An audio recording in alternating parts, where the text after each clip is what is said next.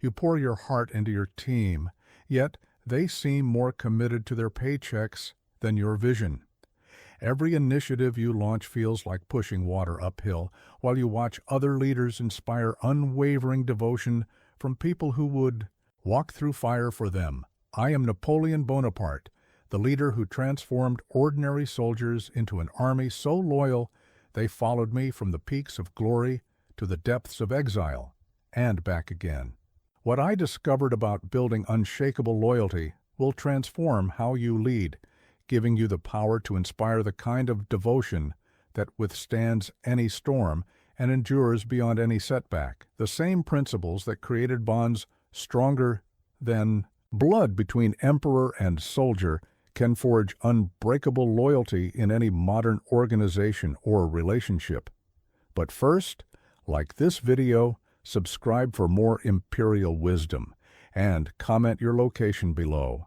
Let's see which corners of the world are ready to breed leaders who inspire lifelong loyalty. Let me take you back to where my understanding of loyalty truly began, not in the palaces of power, but in the harsh corridors of the École Militaire in Paris, where I was 9 years old and completely alone. Picture this: a small, dark-skinned boy from Corsica, barely speaking proper French, thrust into an academy filled with the sons of French nobility. My accent was thick, my clothes were simple, and my name, Napoleon Bonaparte, sounded foreign to their refined ears. They called me the Little Corporal before I ever earned the rank, and not as a compliment. I still remember my first week. During dinner, the other cadets would whisper and point, making jokes about the Italian savage who didn't know how to hold his fork properly. When I tried to join their conversations about their family estates and hunting parties, they would fall silent, exchange glances, and find reasons to walk away. I was invisible and unwelcome simultaneously, but here's what those aristocratic boys didn't understand, and what most leaders today still miss. Rejection teaches you something invaluable about loyalty. When you can't rely on birthright, breeding, or automatic acceptance, you learn that loyalty must be earned through action, not inherited through position. I spent my first month studying alone, eating alone, walking the grounds alone, but instead of becoming bitter, I became curious. I watched these boys who seemed so naturally confident, so effortlessly connected. What made others want to be around them? What created those invisible bonds that I could see but couldn't access? I noticed something crucial. The boys who commanded real respect and loyalty weren't necessarily the wealthiest or highest born. They were the ones who helped others with difficult studies, who shared their care packages from home, who stood up for smaller boys being bullied. They earned loyalty through generosity of spirit, not through demanding it. This observation became my first loyalty principle. You cannot demand what you have not earned, and you cannot earn what you do not give first. My breakthrough came during my second year. A smaller boy named Henry was struggling with mathematics, the subject where I excelled. While others mocked his difficulties, I offered to help him. Night after night, I tutored him by candlelight, sharing not just my knowledge, but my time and patience. Word spread. Soon, other boys began approaching me for help with various subjects. I never refused. I shared my insights freely, asked for nothing in return, and slowly, gradually, the same boys who had once whispered about my origins began seeking my company. But the real transformation happened during a particularly harsh winter when food became scarce. The noble boys had connections and extra supplies sent from their families. The scholarship students like me had very little. I made a decision that would shape my understanding of loyalty forever. I began sharing my meager rations with those who had even less. One evening, as I gave half my bread to a boy who hadn't eaten all day, one of the aristocrats, a boy named Charles, who had never spoken to me, sat down beside me. "Why do you do this, Bonaparte?" he asked. "You barely have enough for yourself." I looked at him and said what would become my philosophy. Because loyalty is not about what people can do for you. It's about what you're willing to do for them. especially when you have little to give. That winter, something magical happened. The invisible barriers began to crumble. Boys who had once avoided me started including me in their groups. They defended me when others criticized my accent. They sought my advice on matters far beyond academics. I had transformed from the foreign outsider into someone they respected, trusted, and yes, someone they were loyal to. By my final year. At the academy, I wasn't just accepted. I was a leader, not because I demanded it, not because I was appointed to it, but because I had earned it through years of consistent service to others. When I graduated and received my commission as a second lieutenant, many of those same boys sought me out, asking to serve under my command someday. That experience at the École Militaire taught me something that would serve me throughout my rise to empire. Loyalty is not about position or power. It's about proving yourself worthy of trust through countless small acts of service, sacrifice, and genuine care for others.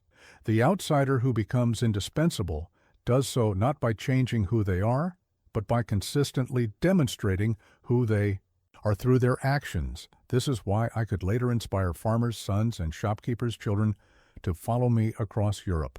I understood what they needed because I had needed it myself, to be seen, valued, and served by their leader before they would serve him in return. My first real test of these loyalty principles came when I was 24 years old, assigned as an artillery officer to the Army of Italy. I can still feel the weight of that moment when I walked into the artillery park at Nice and saw the faces of the men I was supposed to command, weathered veterans who had been loading cannons since before I was born.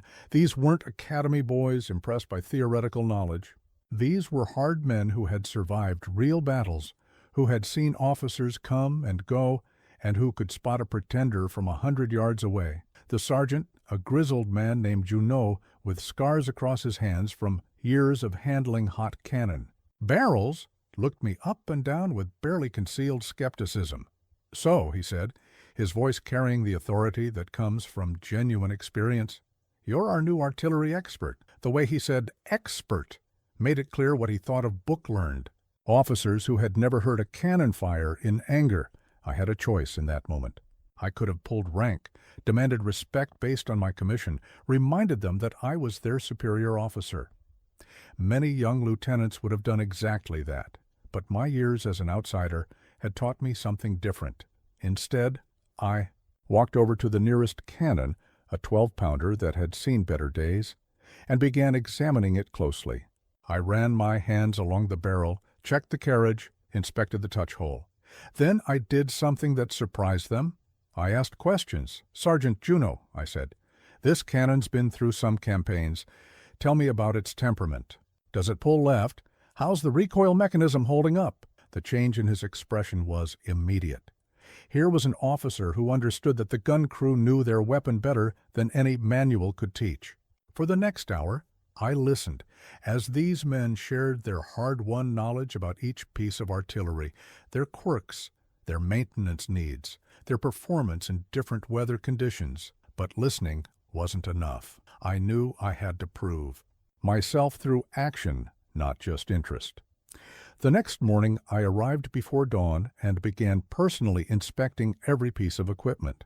When the men arrived, they found me with my uniform already dirty, having spent 2 hours checking powder stores, examining cannonballs for cracks, and testing the mobility of each gun carriage. "Sir," Junot said, clearly puzzled, "that's work for the enlisted men." I looked at him directly. "Sergeant, if I'm going to ask you to trust your life to my orders, shouldn't I know these weapons as well as you do? How can I command what I don't understand?" That simple statement changed everything. Over the following weeks, I made it my practice to arrive early and stay late, learning not just the technical aspects of artillery, but the practical wisdom these men had accumulated through years of service. I learned which powder charges worked best in humid weather, how to sight guns by the sound of the enemy's return fire, how to move artillery quickly across difficult terrain. More importantly, I learned their stories. I discovered that Junot had a wife and 3 children in Lyon, that he sent most of his pay home, that he worried constantly about providing for them. I learned that another gunner, Marcel, could read but pretended he couldn't because the other men teased educated soldiers. I found out that several men were supporting elderly parents, that some had wounds that still troubled them, that all of them carried fears and hopes that had nothing to do with military service. My breakthrough moment came during our first real engagement, a skirmish with Austrian forces near the village of Dago. As enemy artillery began finding our range, I made a decision that went against every military protocol I had been taught. Instead of commanding from a safe distance behind the guns, I moved forward to where my men were working. "Adjust elevation 2 degrees, I called out, standing directly beside Junot as Austrian shot whistled overhead. "Marcel, increase your charge." "Slightly, their guns are outranging us." "Sir," Junot shouted over the noise, "you should move back to a command position." "My command position," I replied, helping him load the next round, "is wherever my guns need me most." For the next 3 hours, I fought alongside my men, not just directing their fire, but sharing their danger. When Marcel was wounded by shrapnel, I helped carry him to safety, then returned to take his place at the gun. When we ran low on powder, I personally supervised the dangerous process of bringing up fresh supplies under enemy fire. When the Austrian attack finally broke and retreated, something had fundamentally changed. These grizzled veterans no longer saw me as the young officer they had to tolerate. They saw me as their leader, someone who had proven he would share their risks, someone who valued their knowledge, someone who cared about them as individuals rather than just as military assets. That evening, as we cleaned our guns and tended our wounds, Junot approached me with something I had never seen from him before, genuine respect in his eyes. "Sir," he said quietly, "we've had a lot of officers command this battery. Most of them treated us like we were just another piece of equipment. You're the first one who understood that artillery isn't about the guns. It's about the men who serve them." From that day forward, these men would have followed me anywhere. Not because they had to, but because they wanted to. Not because I commanded their obedience, but because I had earned their loyalty through demonstrating that I valued them as much as they valued me. This experience taught me the second great principle of loyalty. Knowledge shared is influence gained, but danger shared is loyalty earned. You can win people's minds by respecting their expertise, but you win their hearts by proving you'll stand with them when it matters most. Years later, when I needed men who would march through the gates of hell for me, it was leaders like Junot, promoted based on merit rather than birth, who formed the backbone of my Grande Armée. They understood that loyalty flows both ways, and they never forgot the young lieutenant who proved that rank means nothing if you won't earn it through service. After my success with the Artillery Corps, I began to see a pattern in how true loyalty forms. It wasn't random or mysterious. It followed specific principles that could be understood, practiced, and mastered. During the siege of Toulon, as I planned our assault on this seemingly impregnable fortress, I developed what I came to think of as the loyalty pyramid, 3 unshakable foundations upon which all lasting devotion is built. The first foundation is competence. People will never truly follow someone they don't believe can lead them to victory. I learned this watching officers who were beloved by their men, but consistently lost battles. Their popularity lasted only until the casualties mounted. Conversely, I saw brilliant strategists who couldn't inspire a single soldier to extra effort because their competence was purely intellectual, disconnected from the reality of their followers' lives. True competence in leadership means mastering not just your own skills, but understanding how to maximize the abilities of those you lead. At Toulon, I didn't just position cannons, I positioned them in ways that played to each gun crew's particular strengths. Junot's team was exceptional at rapid firing, but less precise at long range, so I placed them where speed mattered more than pinpoint accuracy. Marcel's crew was methodical and deadly accurate, So they got the assignments requiring precision shots. But here's what most leaders miss. Competence must be visible and relevant to your people's daily struggles. It's not enough to be brilliant in a boardroom if you can't solve the problems your team faces in the trenches. During the siege, I spent hours with each crew, learning their specific challenges. One crew struggled with a cannon that had a worn touch hole that made timing unpredictable. Instead of ordering them to make do, I personally supervised the repair, showing them techniques I had learned from the master gunners at the École Militaire. The second foundation is character. This goes far deeper than simple honesty. It's about consistency between your values and your actions, especially when no one is watching. People need to know that their leader will make the same principled decisions whether facing glory or disaster, whether dealing with friends or enemies. I discovered this during a critical moment at Toulon when we captured a group of enemy officers. My men were angry. These Austrian officers had directed artillery fire that killed several of our comrades. The easy thing, the popular thing, would have been to turn a blind eye if my soldiers wanted revenge. Instead, I ordered that the prisoners be treated with the same respect I would want shown to captured French officers. Some of my men were initially disappointed, even angry with my decision. But I explained my reasoning.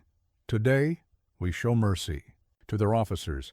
Tomorrow, when the fortunes of war reverse, they will remember this and show mercy to ours.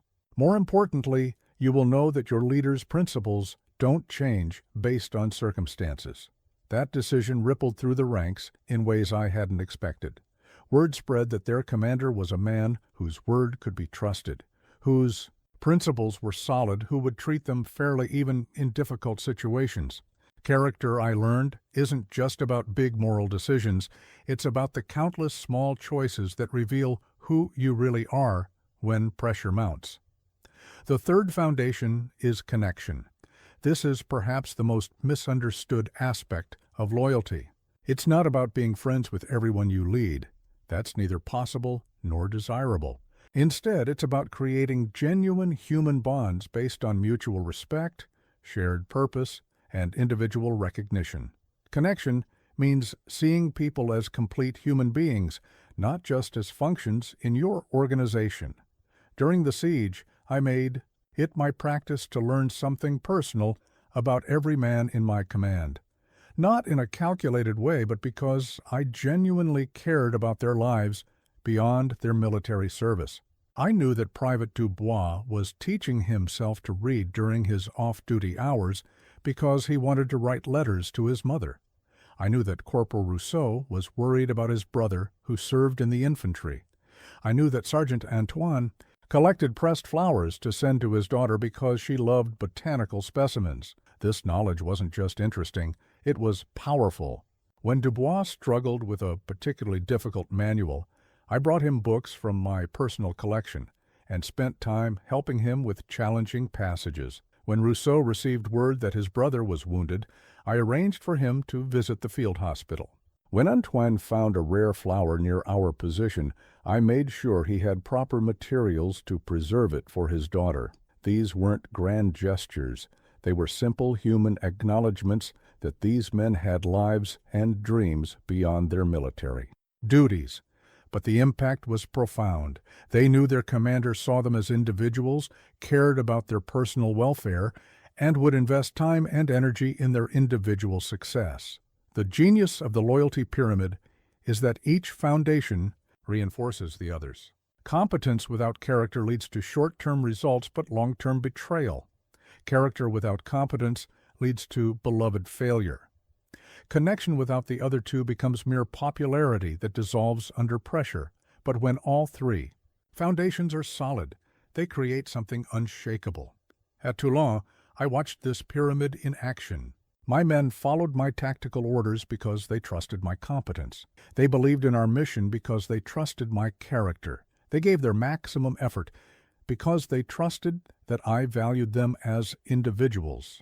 When the final assault came, they didn't just execute my battle plan. They improved upon it, taking initiative that came from genuine investment in our shared success. The fortress fell in 3 days, rather than the weeks everyone expected. But more importantly, every man in my command knew he had been part of something special, not just a military victory, but a demonstration of what becomes possible when loyalty is built on solid foundations rather than mere authority. This is why I could later ask these same principles to work across an entire empire. Whether leading 10 gunners or 10,000 soldiers, whether managing an artillery battery or governing a nation, the foundations remain the same. Prove your competence, demonstrate your character, and forge genuine connections with those you serve. Most leaders today try to build loyalty from the top down, demanding it based on their position. But true loyalty can only be built from the foundation up, one person at a time, one principle at a time, one genuine interaction at a time. The pyramid might seem simple, but its simplicity is its strength. These foundations work because they address the fundamental human needs that transcend culture, era, and circumstance. The most profound lesson about loyalty I ever learned came not from victory, but from watching my men's faces during the darkest moments of the Italian campaign. It was there, in the mud and blood of actual combat, that I discovered the ultimate secret of unshakable devotion. People will follow you to the gates of hell, but only if they believe you'll walk through those gates first. I remember the moment this truth crystallized for me. We were facing a desperate situation at the Battle of Lodi. The Austrians held a strategic bridge, and taking it meant advancing across open ground under withering artillery fire. The casualties would be horrific, and every man knew it. I could see the fear in their eyes. Not cowardice, mind you, but the natural human terror that comes from staring death in the face. I had a choice. I could give the order from a safe command position, directing the attack while remaining protected. This was standard practice, even expected. Generals commanded, soldiers died. But as I looked at these men who had followed me through months of fighting, I realized that asking them to face what I wouldn't face myself would shatter something fundamental between us. Instead, I did something that shocked everyone, including my own officers. I walked to the front of the formation, drew my sword, and said words that would echo through military history. "Soldiers, I will not ask you to go where I will not lead. Follow me." The transformation was immediate and electric. These men who had been steeling themselves for a terrible duty suddenly straightened with pride. The fear didn't disappear, but it was replaced by something stronger, the knowledge that their commander valued their lives enough to risk his own. When we charged that bridge, we didn't just advance as soldiers following orders. We advanced as brothers, sharing a common fate. But here's what most people don't understand about leading from the front. It's not about dramatic gestures or reckless bravery. It's about a fundamental philosophy that touches every aspect of leadership. When I shared the risks of battle, I was demonstrating a principle that guided every decision I made. A leader's comfort should never come at the expense of his followers' sacrifice. This philosophy extended far beyond the battlefield. During the hardships of our campaigns, I made it a point to eat the same rations as my soldiers, sleep in similar conditions, and endure the same weather. When food was scarce, I didn't retreat to luxurious quarters while my men went hungry. When the winter cold bit deep, I didn't warm myself by fires unavailable to the common soldiers. I'll never forget a night during our march through the Alps when a blizzard struck our column. The wind was brutal, the cold deadly, and my officers urged me to take shelter in a nearby village while the men made camp in the open. I refused. That night I walked among the campfires, sharing what warmth there was, checking on the welfare of individual soldiers, making sure the sick and wounded were cared for first.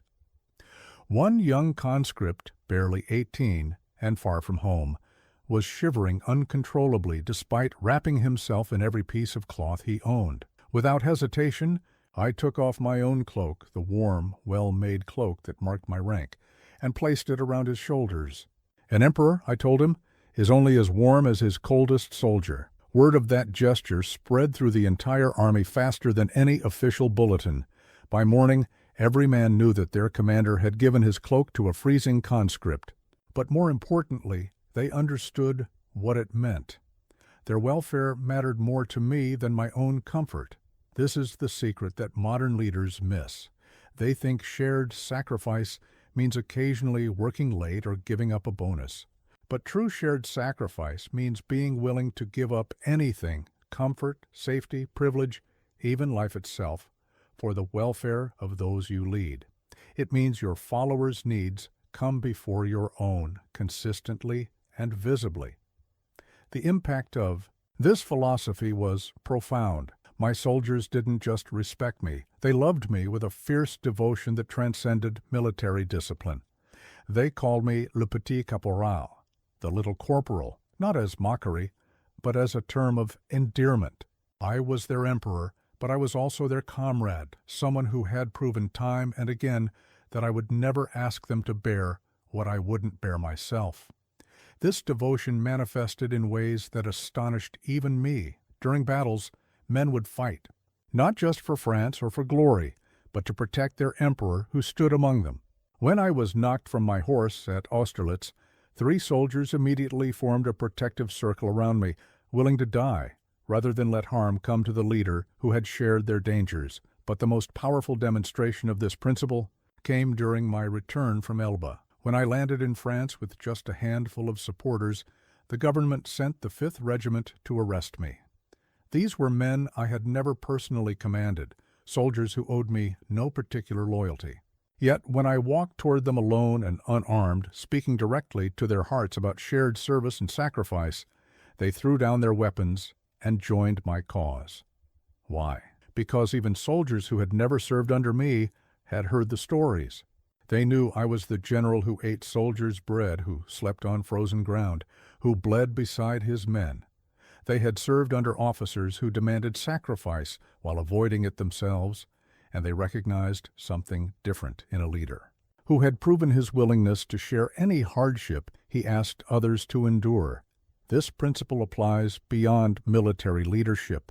In any organization, people can sense whether their leader genuinely shares their struggles or merely talks about shared sacrifice while protecting their own comfort. They know whether you're willing to take a pay cut when you're asking them to accept layoffs, whether you'll work weekends when you're demanding extra hours from them, whether you'll face the same pressures you're asking them to handle.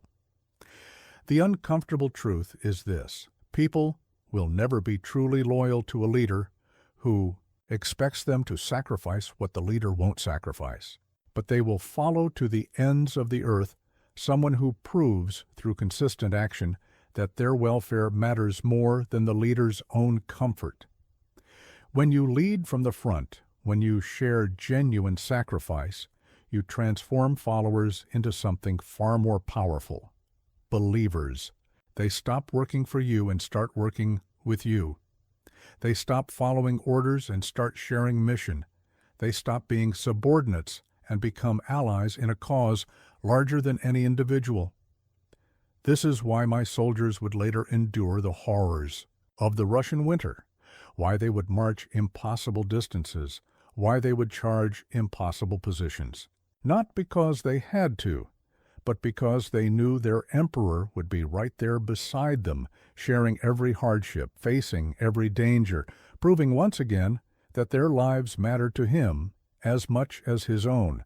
Of all the leadership techniques I developed during my rise to power, perhaps none created more instant and lasting loyalty than something deceptively simple. I remembered names, not just the names of my generals or important officials, but the names of common soldiers, their stories, their families, their dreams.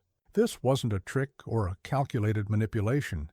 It was a genuine recognition that every person under my command was a complete human being worthy of individual attention. The practice began during my early days in Italy, born from a realization that would transform how I understood leadership. I was walking through our camp one evening when I overheard a conversation between two soldiers. One was reading a letter from home to the other, who couldn't read. The letter contained news that his wife had given birth to their first child, a son. Most officers would have walked past this scene without a second thought. But something about the joy in that illiterate soldier's face, the pride in his voice as he repeated his son's name, struck me deeply. Here was a man who would die for France. Yet, France, in the form of its military hierarchy, knew nothing about the most important moment of his life. I approached them and learned that the proud new father was Private Moreau, from a small village near Lyon. His wife was named Marie, the baby was called Louis, after the baby's grandfather, and Moreau himself had been a blacksmith before joining the army. We talked for 20 minutes about his hopes for his son, his plans for after the war, his concerns about providing for his growing family. 3 weeks later, during a massive troop review with thousands of soldiers, I spotted Moreau in the ranks. I walked directly to him, looked him in the eye, and said, "Private Moreau, how is little Louis? Has Marie sent more news from Lyon?" The effect was extraordinary. Moreau's face transformed with amazement and pride that his emperor not only remembered his name, but remembered his family, his home, his personal story. But the impact extended far beyond one soldier. Every man within hearing distance witnessed their commander demonstrate that individual soldiers mattered enough to remember, that their personal lives were important enough to inquire about. Word of such interactions spread through the army like wildfire. Soldiers would tell and retell stories of the emperor who remembered their names, asked about their families, knew their personal circumstances. But more importantly, they began to believe that they served a leader who saw them as individuals, rather than interchangeable parts in a military machine. I made it my practice to carry a small notebook where I recorded details about the men under my command, not just their military records, but personal information that revealed who they were as human beings. I knew that Sergeant Dupont's daughter was learning to play the violin and struggled with a particular piece by Mozart. I knew that Corporal Bernard collected unusual stones and had found several interesting specimens during our Alpine crossing. I knew that Private Rousseau wrote poetry in his spare time, but was too shy to share it with his fellow soldiers. This knowledge became a powerful tool for connection.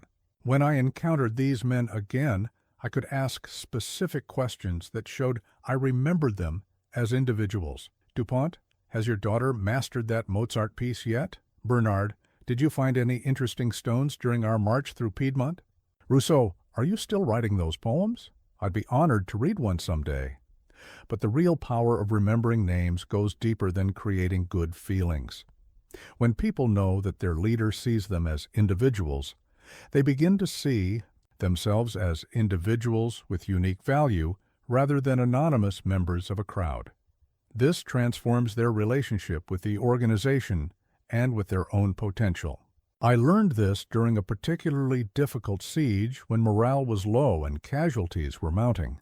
One of my cannoneers, a quiet man named Fabien, who rarely spoke in group settings, approached me with an idea for modifying our artillery tactics. In most armies, a common soldier would never presume to offer strategic advice to a general. But because Fabien knew I valued him as an individual, he felt empowered to share his insights. His suggestion, a technique for more rapidly repositioning guns between targets, proved brilliantly effective and probably shortened the siege by several days. When I implemented his idea, I made sure the entire army knew that Private Fabien had developed this innovation. The impact on Fabien himself was remarkable. He went from being a quiet follower to an engaged contributor, constantly looking for ways to improve our operations. This is the hidden power of personal recognition. It doesn't just create loyalty, it unlocks potential. When people feel seen and valued as individuals, they stop limiting themselves to their prescribed roles and start contributing their full creativity and intelligence to shared goals. The practice extended beyond military settings. During my time as first consul and later as emperor, I made it a point to remember details about everyone I encountered. servants, diplomats, craftsmen, citizens who petitioned for audiences. I knew the baker who supplied our household had a son studying medicine in Paris. I knew the seamstress who maintained my uniforms was supporting her elderly mother. I knew the gardener at Malmaison had developed a new technique for growing roses in difficult soil. These weren't calculated political gestures. They were expressions of genuine interest in the lives of people who contributed to my world. But the effect was profound. These individuals became fierce advocates, people who felt personally connected to their emperor's success because their emperor had shown personal interest in their lives. The most powerful example of this principle's impact came during my return from Elba. When I landed on the French coast with just a few hundred followers, I had no army, no treasury, no official support. What I had was the memory of thousands of individual connections, soldiers who remembered that their emperor had known their names, asked about their families, cared about their personal stories. As word spread of my return, men began arriving from across France, not because they were ordered to, but because they remembered a leader who had treated them as valued individuals rather than anonymous soldiers. They came because they had experienced something rare in military service, a commander who had made them feel personally important. One grizzled veteran who joined me during that march summed it up perfectly. "Sire, I have served under many officers, but you are the only one who ever knew my name without looking at a roster. You are the only one who asked about my family, who remembered my stories. How could I not follow such a leader?" This is the principle that modern leaders most often overlook in their rush to manage large organizations efficiently. They think scale requires anonymity, that you cannot possibly know individuals when leading hundreds or thousands of people. But technology that was unavailable to me makes such personal connection easier today, not harder. The truth is simple. Every person wants to matter as an individual. They want to be seen, known, and valued for who they are beyond their job function. Leaders who provide this recognition consistently, genuinely, memorably create bonds that transcend professional obligation and approach personal devotion. When you remember someone's name, you acknowledge their existence as a unique human being. When you remember their story, you validate their experiences and dreams. When you remember their concerns, you demonstrate that their welfare matters to you personally. These acts of recognition cost nothing but time and attention, yet they yield returns in loyalty and engagement that no amount of money or authority can purchase. When I took command of the Army of Italy in 1796, I inherited something that barely deserved to be called an army. These men were demoralized, unpaid, poorly equipped, and utterly without hope. They had been defeated so many times that they expected defeat. They fought not because they believed in victory, but because they had no choice. What I gave them in the space of a single speech would transform not just their performance, but their very souls. A vision of shared destiny that made each individual sacrifice meaningful. I still remember standing before those ragged soldiers on that March morning, looking into faces that reflected years of disappointment and defeat. These weren't the polished troops of Versailles. They were farmers' sons and shopkeepers' apprentices who had been told they were defending France, but felt like they were dying for nothing. They needed more than new equipment or better tactics. They needed a reason to believe that their struggles served a purpose greater than mere survival. "Soldiers," I began, my voice carrying across the silent ranks, "you have in 15 days won 6 victories, taken 21 standards, 55 pieces of artillery, several strong positions, and conquered the richest part of Piedmont. But you have as yet done nothing, for much remains to be done." I could see confusion in their eyes. Done nothing? They had fought and bled and died. How could their sacrifices mean nothing? But I wasn't diminishing their efforts. I was expanding their understanding of what those efforts could achieve. "We'll lead you into the most fertile plains in the world. Rich provinces and great cities will be in your power. There you will find honor, glory, and riches. Soldiers of Italy, would you be lacking in courage or constancy? In that moment, I wasn't just giving orders or outlining tactics.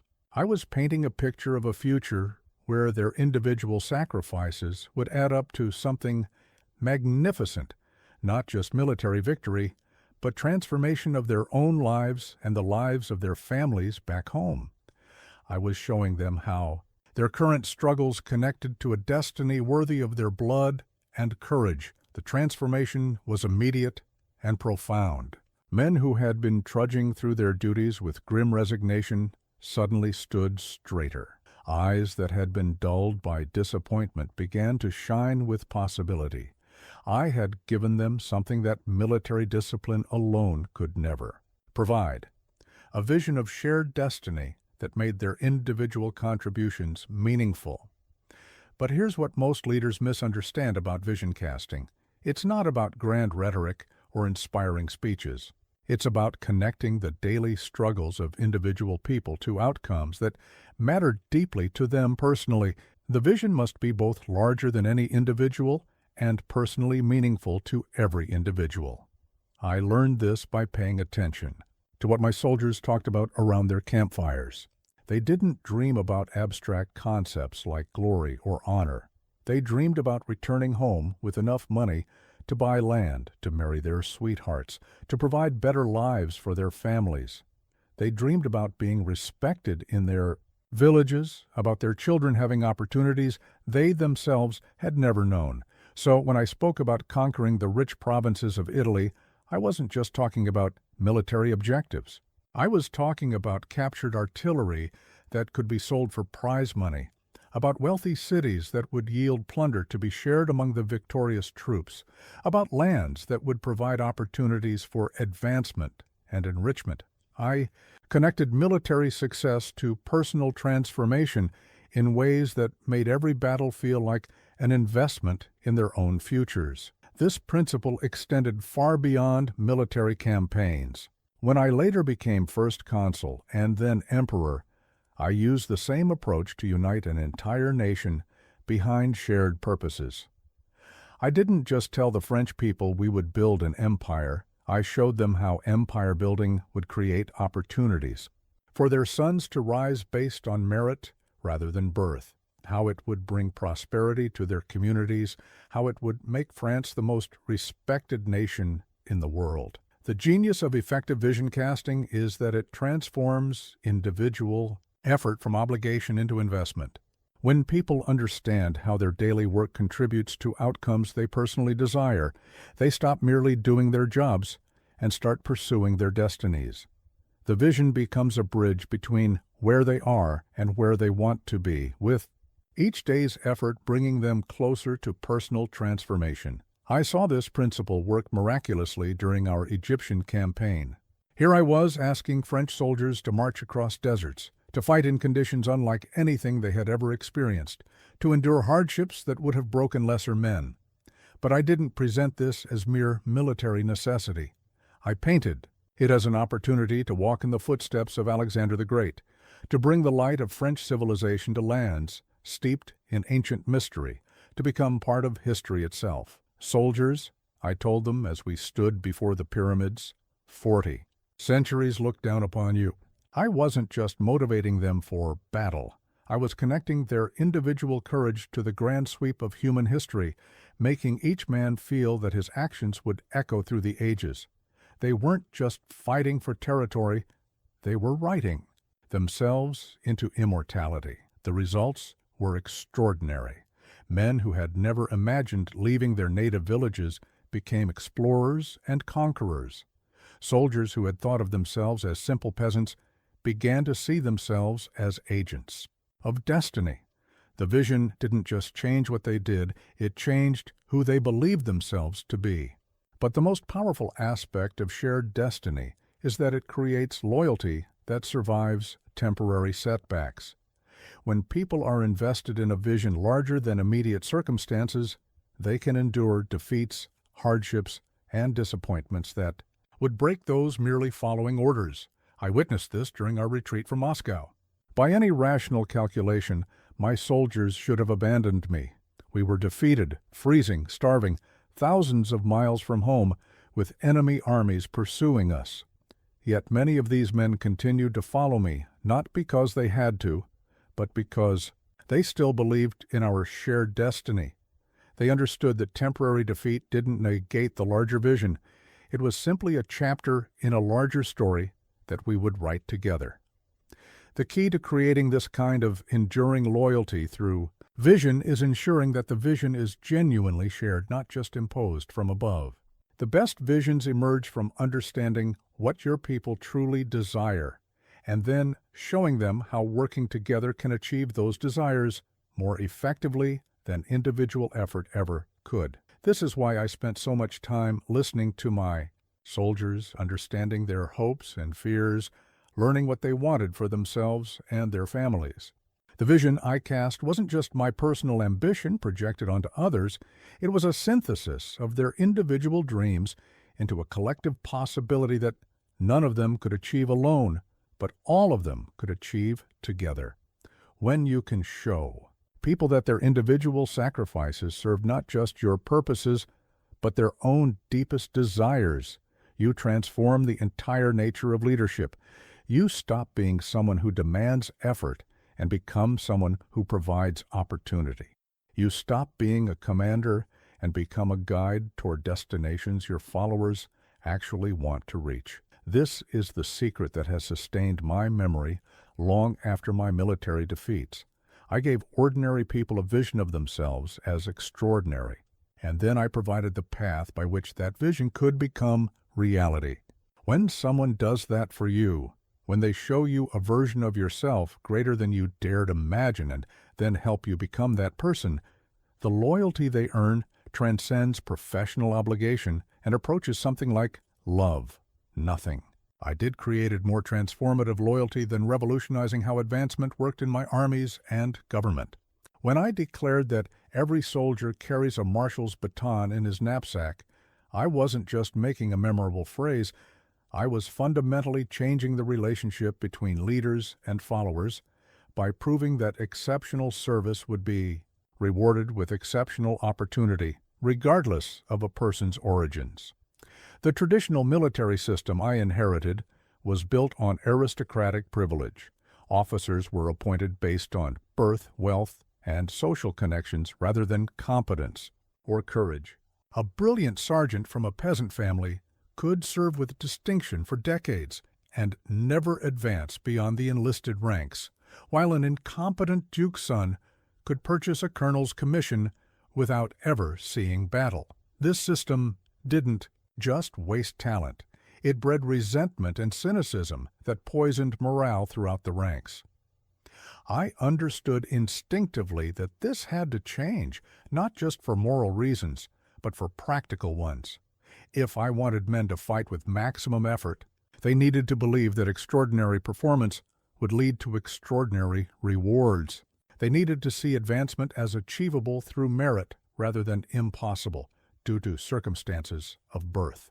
My first opportunity to demonstrate this principle came with Michel Ney, a barrel maker's son who had enlisted as a private and worked his way up to sergeant through sheer competence and courage.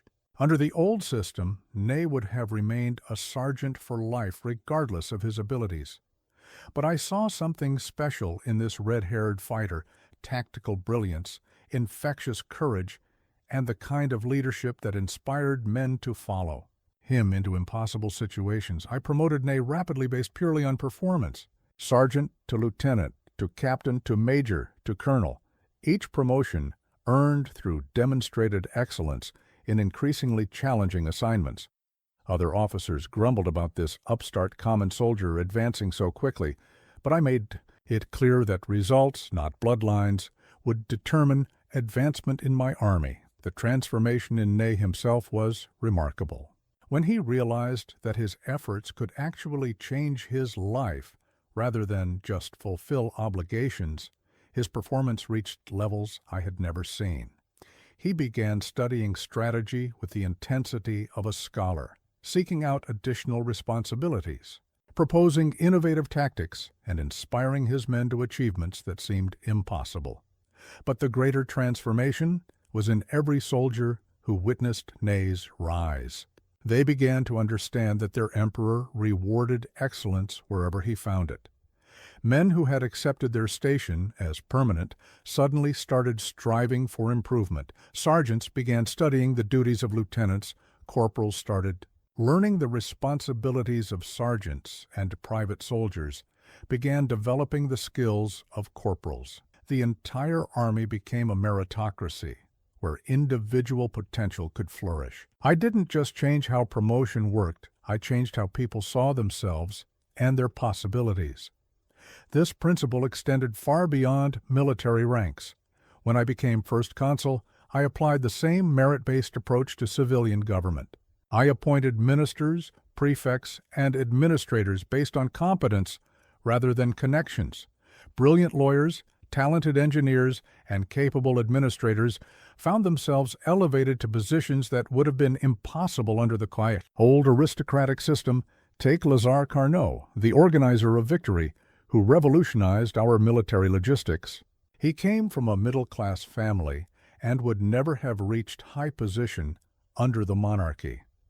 But his genius for organization and strategy made him invaluable to our cause. I gave him authority commensurate with his abilities, and he transformed how we supplied and moved our armies across Europe. Or consider Jean-Baptiste Bernadotte, a sergeant's son who became a marshal of France and eventually king of Sweden. His rise sent a powerful message throughout the empire. Exceptional service could lead to literally royal rewards. When common soldiers saw that one of their own could become a king, they began to believe that anything was possible through excellence and dedication. But the most profound example was Joseph Fouché, who rose from being a village schoolmaster to become one of the most powerful men in France as my Minister of Police. His background was humble, even modest, but his intelligence and organizational skills were extraordinary. By elevating him based on merit, I demonstrated that talent could triumph over every social barrier. These promotions created ripple effects throughout society. Young men who might have accepted limited futures began pursuing education and developing skills. Parents who had never imagined their children rising above their station began investing in their development. The entire social structure became more dynamic because people could see concrete examples of merit being rewarded with opportunity. The loyalty this system generated was unlike anything I had ever seen. These men didn't just serve me faithfully. They were personally invested in my success because my success had made their own advancement possible. They understood that their fortunes were tied to mine, not through obligation or coercion, but through genuine opportunity and mutual benefit. Michel Ney became the bravest of the brave, leading charges that broke enemy lines across a dozen battlefields. When he was wounded, he refused medical attention until his men were cared for first. When I asked him to undertake impossible missions, he never hesitated. Why? Because he knew that his emperor had seen potential in a barrel-maker's son and had given him opportunities to become great. This is the secret that modern leaders often miss. Loyalty through opportunity creates deeper bonds than loyalty through compensation. Money can buy compliance, but only opportunity can buy devotion. When people believe that working with you will help them become better versions of themselves, they don't just work for you, they work with you toward shared success. The contrast with traditional leadership was stark. Aristocratic officers who had purchased their positions commanded through authority and fear. Their men obeyed but rarely exceeded expectations. My merit-promoted officers commanded through inspiration and opportunity. Their men followed with enthusiasm because they could see their own potential reflected in their leader's success. I institutionalized this principle through the Légion d'honneur, a merit-based honor system that recognized excellence regardless of social class. A common soldier who showed exceptional courage could receive the same decoration as a general who won a brilliant victory. This wasn't just symbolic, it was a concrete demonstration that all forms of excellence were valued. equally. The impact extended beyond my immediate followers to their families and communities. When a peasant's son became a marshal, his entire village celebrated and began to see new possibilities for their own children. When a shopkeeper's daughter married an officer who had risen through merit, it inspired other families to invest in education and self-improvement. This created what I called the multiplication effect of opportunity. Each person I elevated based on merit became living proof that advancement was possible, inspiring dozens of others to strive for excellence. The entire society became more energetic and ambitious because people could see that effort and ability would be rewarded. But perhaps the most important aspect of this system was that it attracted the best people to my cause. Talented individuals throughout Europe heard that Napoleon's empire rewarded merit over birth, and many chose to serve with me rather than languish under traditional aristocratic systems. I gained access to abilities and insights that my enemies, still bound by old prejudices, could never access. This principle works in any era and any organization. When people believe that excellent performance will lead to genuine advancement, opportunities, they perform at levels that surprise even themselves. When they can see examples of others who have risen through merit, they begin to believe their own advancement is possible. When they trust that their leader will recognize and reward their contributions, they become personally invested in both individual and collective success. The key is ensuring that opportunities are real, not illusory, and that advancement is based on genuine merit rather than favoritism. People quickly recognize the difference between authentic meritocracy and mere rhetoric. But when they experience true opportunity based on performance, their loyalty becomes unshakable because it's based on mutual investment in each other's success. The darkest lesson about loyalty came not from enemies on the battlefield, but from those I had trusted most deeply. Betrayal is the shadow side of building strong bonds. The deeper the loyalty you inspire, the more devastating it becomes when that loyalty breaks. How you handle these moments of treachery determines not just your own survival, but whether you can continue to trust and inspire trust in others. My most painful education in betrayal came from Charles Maurice de Talleyrand, the man I had elevated from political exile to become my foreign minister and one of my most trusted advisors. I had given Talleyrand wealth, position, and influence beyond his wildest dreams. I had defended him against critics, supported his policies, and treated him as a valued partner in building our empire. I believed his loyalty was unshakable because I had given him every reason to remain loyal. I discovered his treachery through intercepted communications, letters proving he had been secretly negotiating with Austria and Russia, undermining my diplomatic efforts while pretending to support them. The betrayal was not just political, it was personal. This was a man I had dined with, confided in, trusted with state secrets. He had smiled at my table while plotting my downfall. My first instinct was rage. I wanted to confront him publicly, to strip him of all honors, to punish him in ways that would serve as an example to others. But in that moment of white-hot anger, I learned something crucial about leadership. How you respond to betrayal reveals more about your character than how you respond to loyalty.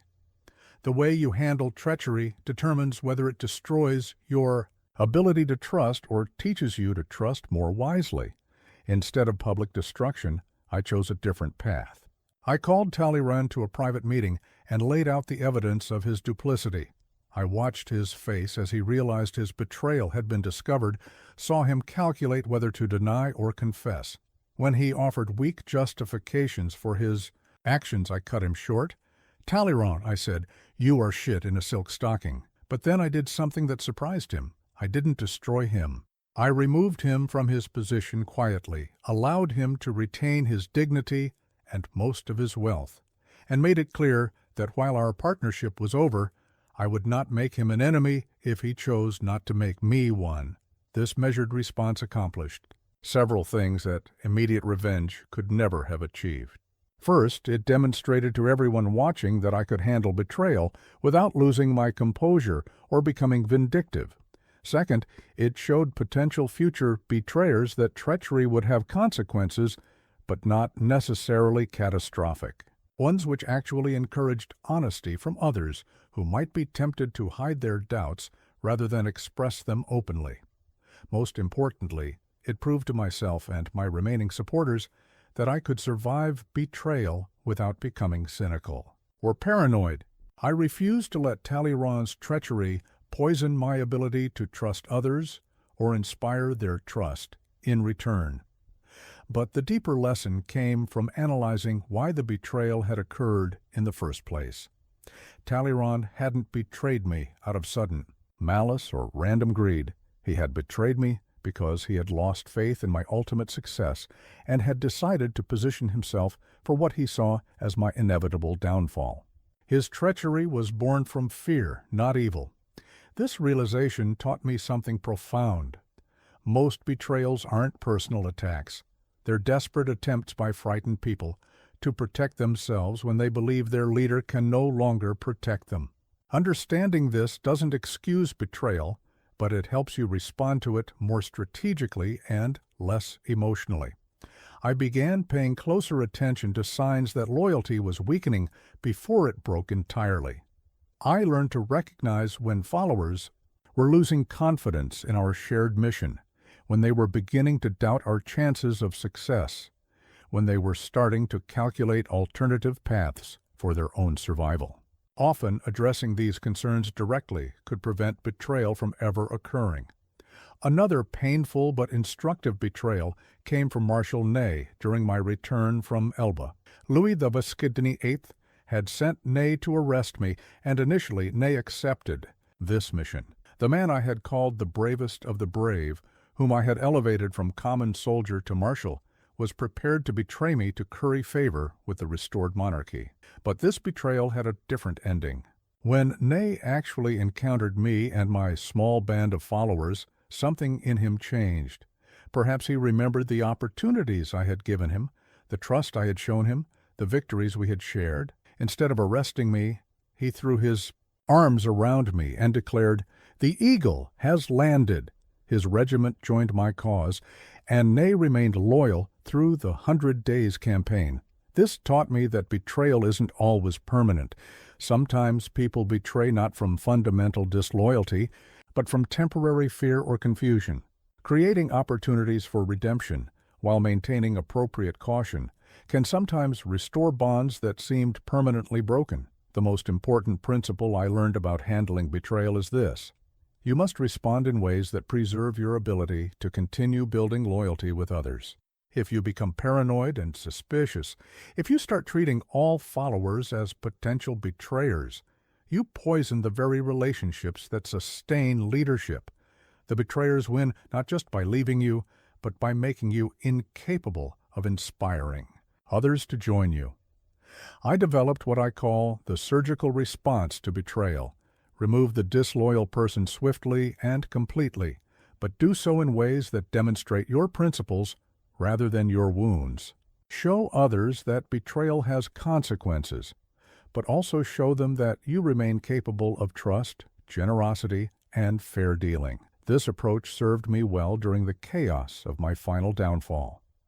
As defeat became inevitable and former allies began abandoning me, I made a point of treating each departure with dignity rather than bitterness. I understood that these men were making desperate calculations for their own survival, and I refused to make their choices more difficult by taking them personally. Some leaders try to prevent betrayal by creating elaborate systems of surveillance and punishment. But this approach creates the very atmosphere of suspicion and fear that breeds disloyalty. The better approach is to build such strong foundations of mutual benefit and genuine care that betrayal becomes not just morally difficult, but practically disadvantageous. When people know that staying loyal offers them more than leaving, when they understand that their success is genuinely tied to yours, when they feel personally valued and individually important, betrayal becomes less likely. Not impossible. Human nature always includes the possibility of treachery, but rare enough that you can focus on building rather than protecting. The ultimate test of how well you've handled betrayal is whether you can continue to inspire new loyalty after experiencing treachery. If you emerge from betrayal more cynical and guarded, the betrayers have achieved a victory even greater than their departure. They've damaged your ability to lead effectively. But if you can absorb the pain, learn the lessons, make necessary adjustments, and continue to build genuine bonds with new followers, then betrayal becomes simply another form of education in the complex art of human leadership. The scar tissue may make you more resilient, but it shouldn't make you less capable of trust. This is perhaps the hardest aspect of leadership, maintaining an open heart despite inevitable wounds. But it's also the most necessary because the alternative, becoming so defensive that you can no longer inspire genuine devotion, represents a different kind of defeat than any betrayer could inflict. If you want to discover who truly stands with you, create a crisis. Not deliberately, for no leader seeks catastrophe, but when disaster strikes, as it inevitably will, you will learn the difference between shallow loyalty born of convenience and deep loyalty forged in adversity. My greatest education in this truth came during the retreat from Moscow, when the Grande Armée faced destruction, and I discovered which bonds could survive the ultimate test. The Russian campaign had begun with 600,000 men marching toward what seemed certain victory. Moscow fell, the enemy appeared beaten, and my empire stood at its zenith. Then winter arrived early, savage and merciless, and what had been triumph transformed into the greatest military disaster in history. The temperature dropped to 40 degrees below zero. Supply lines collapsed. Disease and starvation decimated our ranks. The proud Grande Armée became a stream of frozen, desperate refugees, fleeing across 1,000 miles of hostile territory. In moments like these, you discover that crisis strips away every superficial element of leadership and reveals only what is essential. Rank means nothing when you're all starving. Formal authority disappears when survival becomes the only imperative. Beautiful speeches about glory and honor sound hollow when men are dying from cold and exhaustion. What remains is the raw test of whether people believe in you deeply enough to share catastrophe. I could have abandoned the army, as many urged me to do. I could have returned to Paris to preserve my political position while leaving others to manage the disaster. Many emperors throughout history would have made exactly that choice, protecting their own power while sacrificing their followers. But I understood something crucial. How you behave in crisis determines not just immediate survival, but whether you will ever be trusted with leadership again. Instead of fleeing, I stayed with my men through every mile of that hellish retreat. I shared their hunger when food ran out, their cold when fires couldn't be maintained, their exhaustion when horses died and we had to march on foot. When my own carriage broke down, I walked beside common soldiers through knee-deep snow. When my officers urged me to save myself, I refused to abandon men who had followed me faithfully through years of victory. But staying was only the beginning. Crisis leadership isn't just about sharing hardship. It's about maintaining hope when hope seems impossible. About finding strength when you feel weakest. About projecting confidence when everything appears lost. Your followers in crisis don't need you to feel as desperate as they do. They need you to be the anchor that keeps them from drowning in despair. I learned to compartmentalize my own fears and doubts, not because I felt no fear, I was as terrified as anyone, but because I understood that my emotional state would ripple through thousands of men. If I showed panic, panic would spread like wildfire. If I displayed despair, despair would multiply throughout the ranks. But if I could project calm determination, even in chaos, that too would be contagious.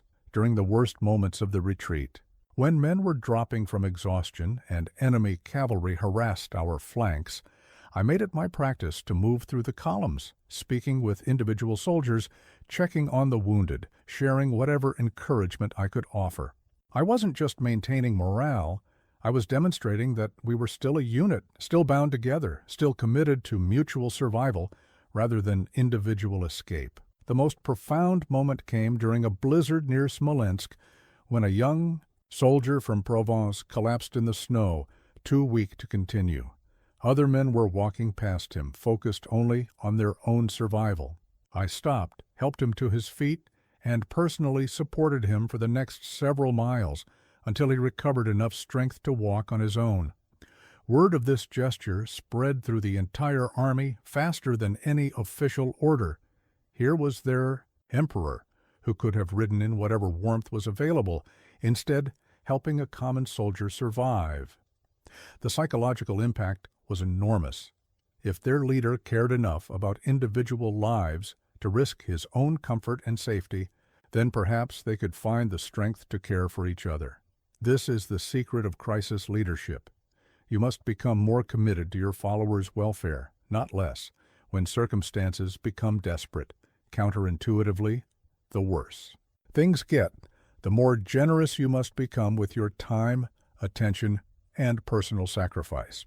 Crisis reveals character, and your character in the darkest moments determines whether people will ever trust you in the light again. The loyalty that emerged from this shared catastrophe was unlike anything I had experienced during our victories.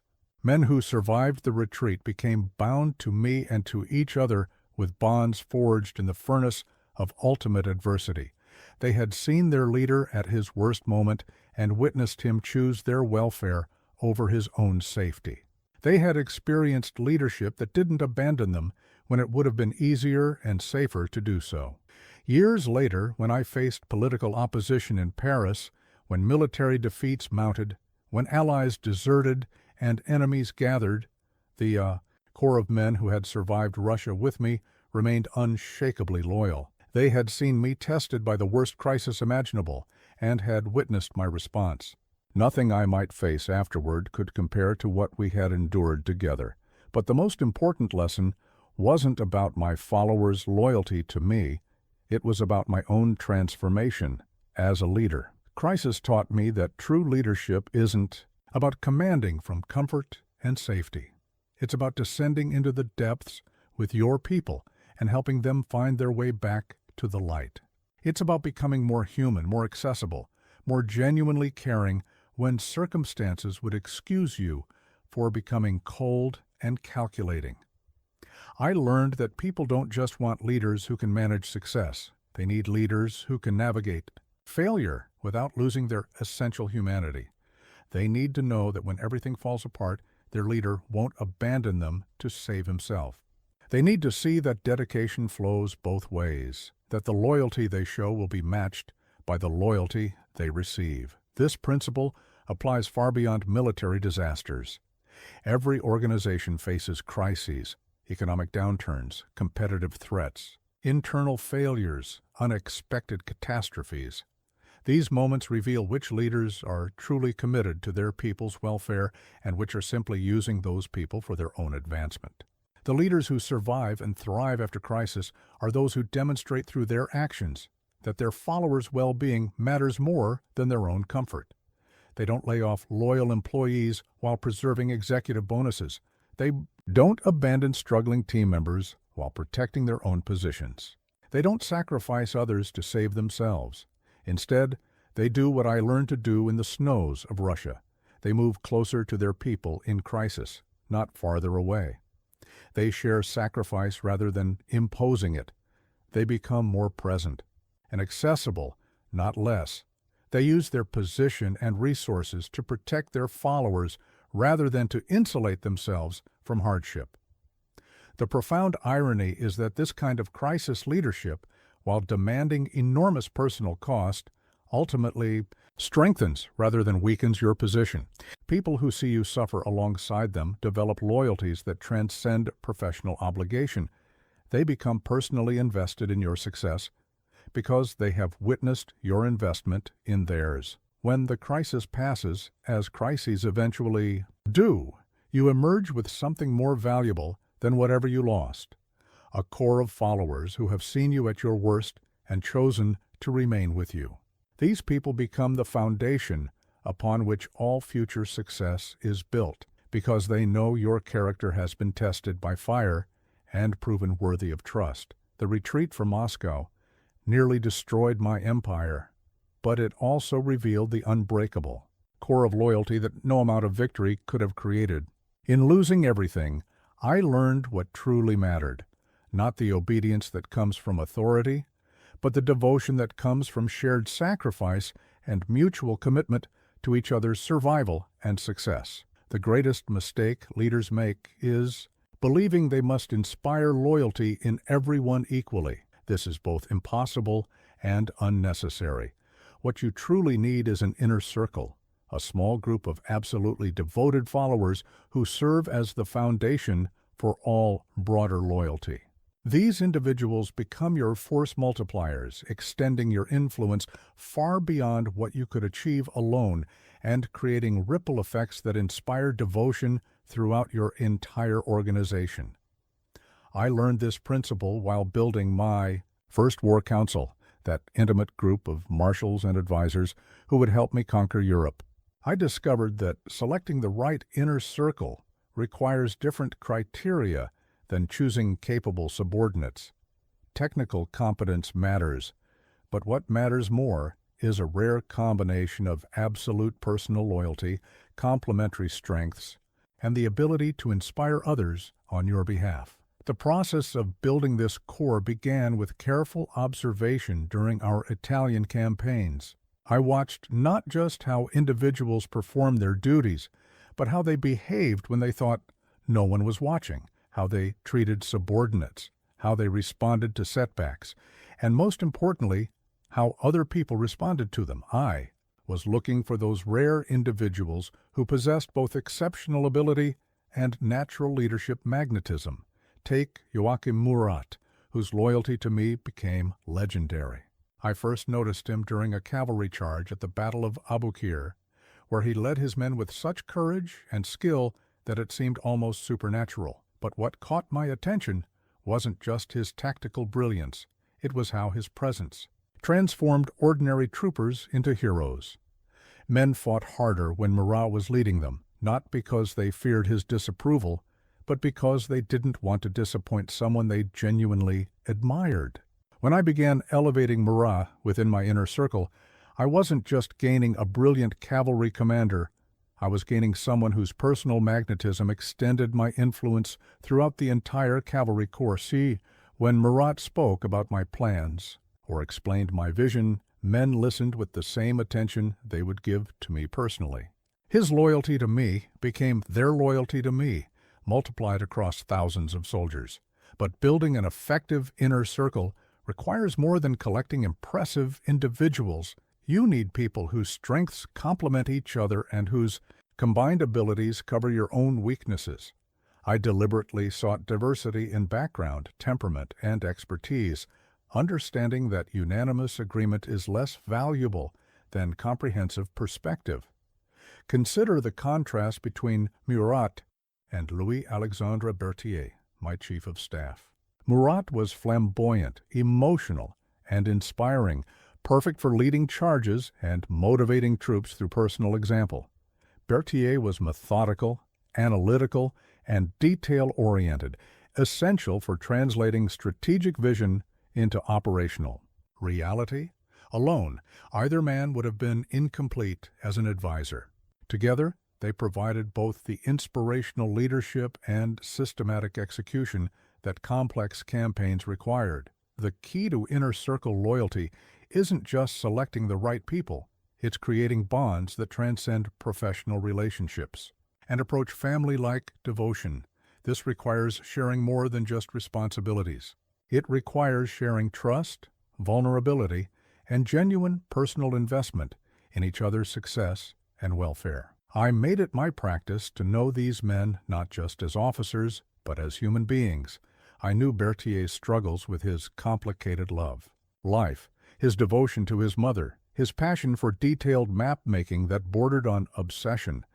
I knew Murat's vanity about his appearance, his genuine love for his wife Caroline, his dreams of ruling his own kingdom someday. These weren't just interesting personal details, they were insights that helped me understand how to inspire, motivate, and support each man most effectively. More importantly, I demonstrated genuine care for their personal welfare and advancement. When Murat dreamed of kingship, I didn't dismiss his ambition as presumptuous. I made it reality by placing him on the throne of Naples. When Berthier needed support for his family obligations, I provided not just permission, but resources. I treated their personal success as part of my own success, creating bonds of mutual investment that went far beyond military hierarchy. This approach created what I called the amplification effect. Each member of my inner circle became not just a loyal follower, but an advocate and recruiter for our cause. When Murat spoke to cavalry officers about the opportunities available in our army, they heard not just official propaganda, but authentic testimony from someone who had experienced those opportunities personally. When Berthier explained our organizational systems to staff officers, they understood that excellence would be recognized and rewarded because they could see the evidence in his own advancement. But perhaps most importantly, the inner circle served as a buffer against the isolation that destroys many leaders. These were men I could speak with honestly about doubts, fears, and uncertainties that I could never express publicly.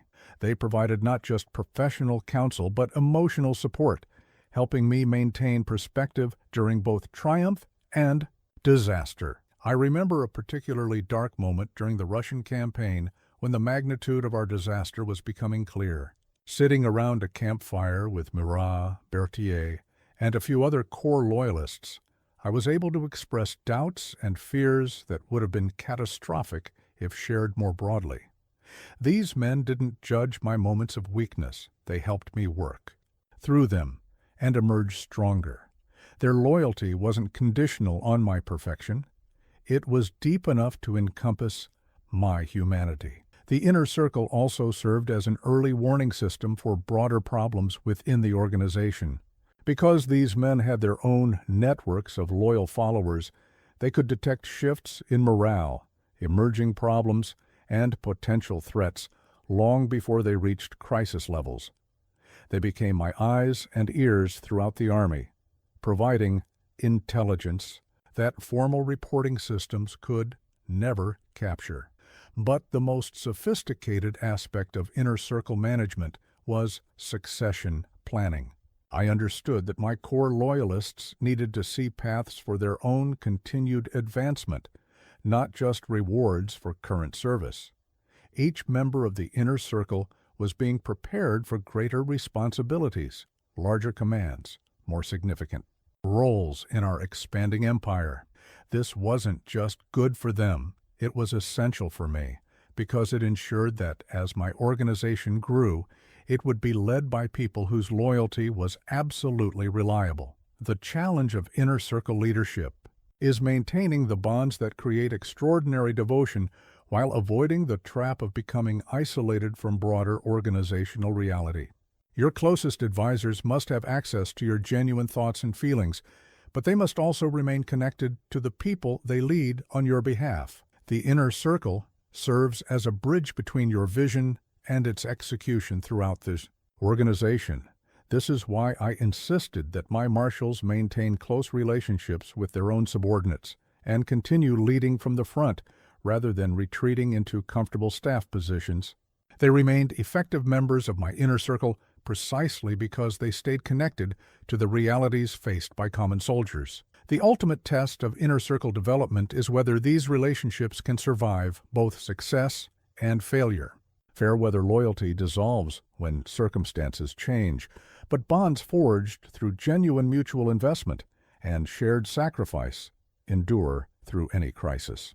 The men who formed my corps during the height of empire were the same men who stood with me during exile and return, because our relationships transcended immediate circumstances. In any organization, identifying and developing your inner circle should be among your highest priorities. These are the people who will extend your influence, amplify your vision, and provide the emotional and practical support necessary for sustained leadership. They require different treatment, deeper investment, and more personal attention than other followers, not because they're more valuable as human beings, but because they serve as the foundation upon which all broader loyalty is built. Words have the power to create armies or destroy empires, to inspire men to die willingly or to live courageously. Throughout my career, I discovered that how you communicate determines not just whether people understand your message, but whether they feel personally connected to you and your cause. The difference between communication that merely informs and communication that transforms lies in your ability to speak simultaneously to the mind and the heart, making each listener feel that your words were crafted specifically for them. My greatest education in the power of communication came during the darkest period of my early career, when I was briefly imprisoned after the fall of Robespierre and faced potential execution. Alone in my cell, I had nothing but time to think about why some leaders could inspire men to extraordinary sacrifice, while others, equally brilliant, commanded only grudging obedience. I realized that the difference wasn't in what they said, but in how they made people feel when they spoke. When I was released and resumed my military career, I began experimenting with different approaches to addressing my troops. I discovered that the most powerful communication creates 3 distinct emotional responses simultaneously. It makes people feel seen as individuals, valued as contributors, and connected to something larger than themselves. The first element, making people feel seen, requires speaking with specificity that demonstrates genuine knowledge of your audience's experiences. Generic inspirational speeches might motivate temporarily, but they don't create lasting bonds. People need to hear details that prove you understand their particular struggles, fears, and aspirations. I learned this during my famous address to the Army of Italy when I first took command. Instead of delivering abstract rhetoric about duty and honor, I spoke directly about their lived reality, their unpaid wages, their worn uniforms, their recent defeats, their homesickness. Soldiers, you are naked and ill-fed. I will lead you into the most fertile plains in the world. Rich provinces and great cities will be in your power. These weren't just promises of future success. They were acknowledgments of present hardship that demonstrated I truly saw their situation. Before I could inspire them toward something better, I had to prove I understood exactly where they were. This recognition of their reality created the emotional foundation that made everything else possible. The second element, making people feel valued, requires language that positions your audience as essential partners rather than mere recipients of orders. People need to understand not just what you want them to do, but why their specific contributions matter to the larger mission. They need to feel that success depends on their individual excellence, not just their obedience. I perfected this approach in my bulletins to the Grande Armée, which became legendary throughout Europe for their ability to motivate and inspire. Instead of simply reporting events or issuing commands, I consistently highlighted individual and unit contributions to our successes. The 4th Regiment distinguished itself by remarkable courage at Austerlitz. Private Dubois showed exceptional initiative in securing the bridge at Jena. The Artillery Corps proved once again that French gunners are the finest in Europe. These weren't just factual reports. They were strategic communications designed to make every reader feel that their efforts mattered, that their contributions were noticed, and that their excellence directly influenced our collective success. Each soldier who read these bulletins felt personally acknowledged, even when their own name wasn't mentioned, because they could see their service reflected in similar recognitions for their comrades. The third element, connecting people to something larger, requires painting a vision that transcends immediate circumstances and connects individual efforts to historic significance. People need to feel that their struggles serve purposes worthy of their sacrifice, that their contributions will echo beyond their own lifetimes. My most powerful example of this came in my address to the troops before the Battle of the Pyramids. Soldiers from the summit of these pyramids 40 centuries looked down upon you. In a single sentence, I connected their immediate military objective to the sweep of human history, making every man feel that his courage that day would join him to the legacy of great warriors across the ages. But effective communication isn't just about grand speeches delivered to masses. The most powerful loyalty-building communication often happens in quiet personal moments when you speak directly to individual concerns and aspirations. I made it my practice to have personal conversations with soldiers, officers, and civilians that addressed their specific situations and demonstrated genuine interest in their welfare.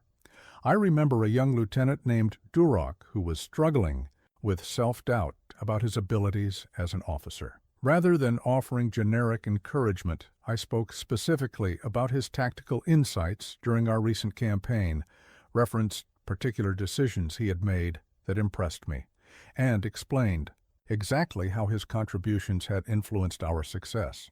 Then I outlined specific opportunities for advancement that would match his demonstrated abilities. This conversation took perhaps 10 minutes, but its impact lasted years. Duroc became one of my most devoted followers, not because of any material rewards I offered, but because I had taken the time to see him clearly, acknowledge his value specifically, and connect his individual potential to our larger mission.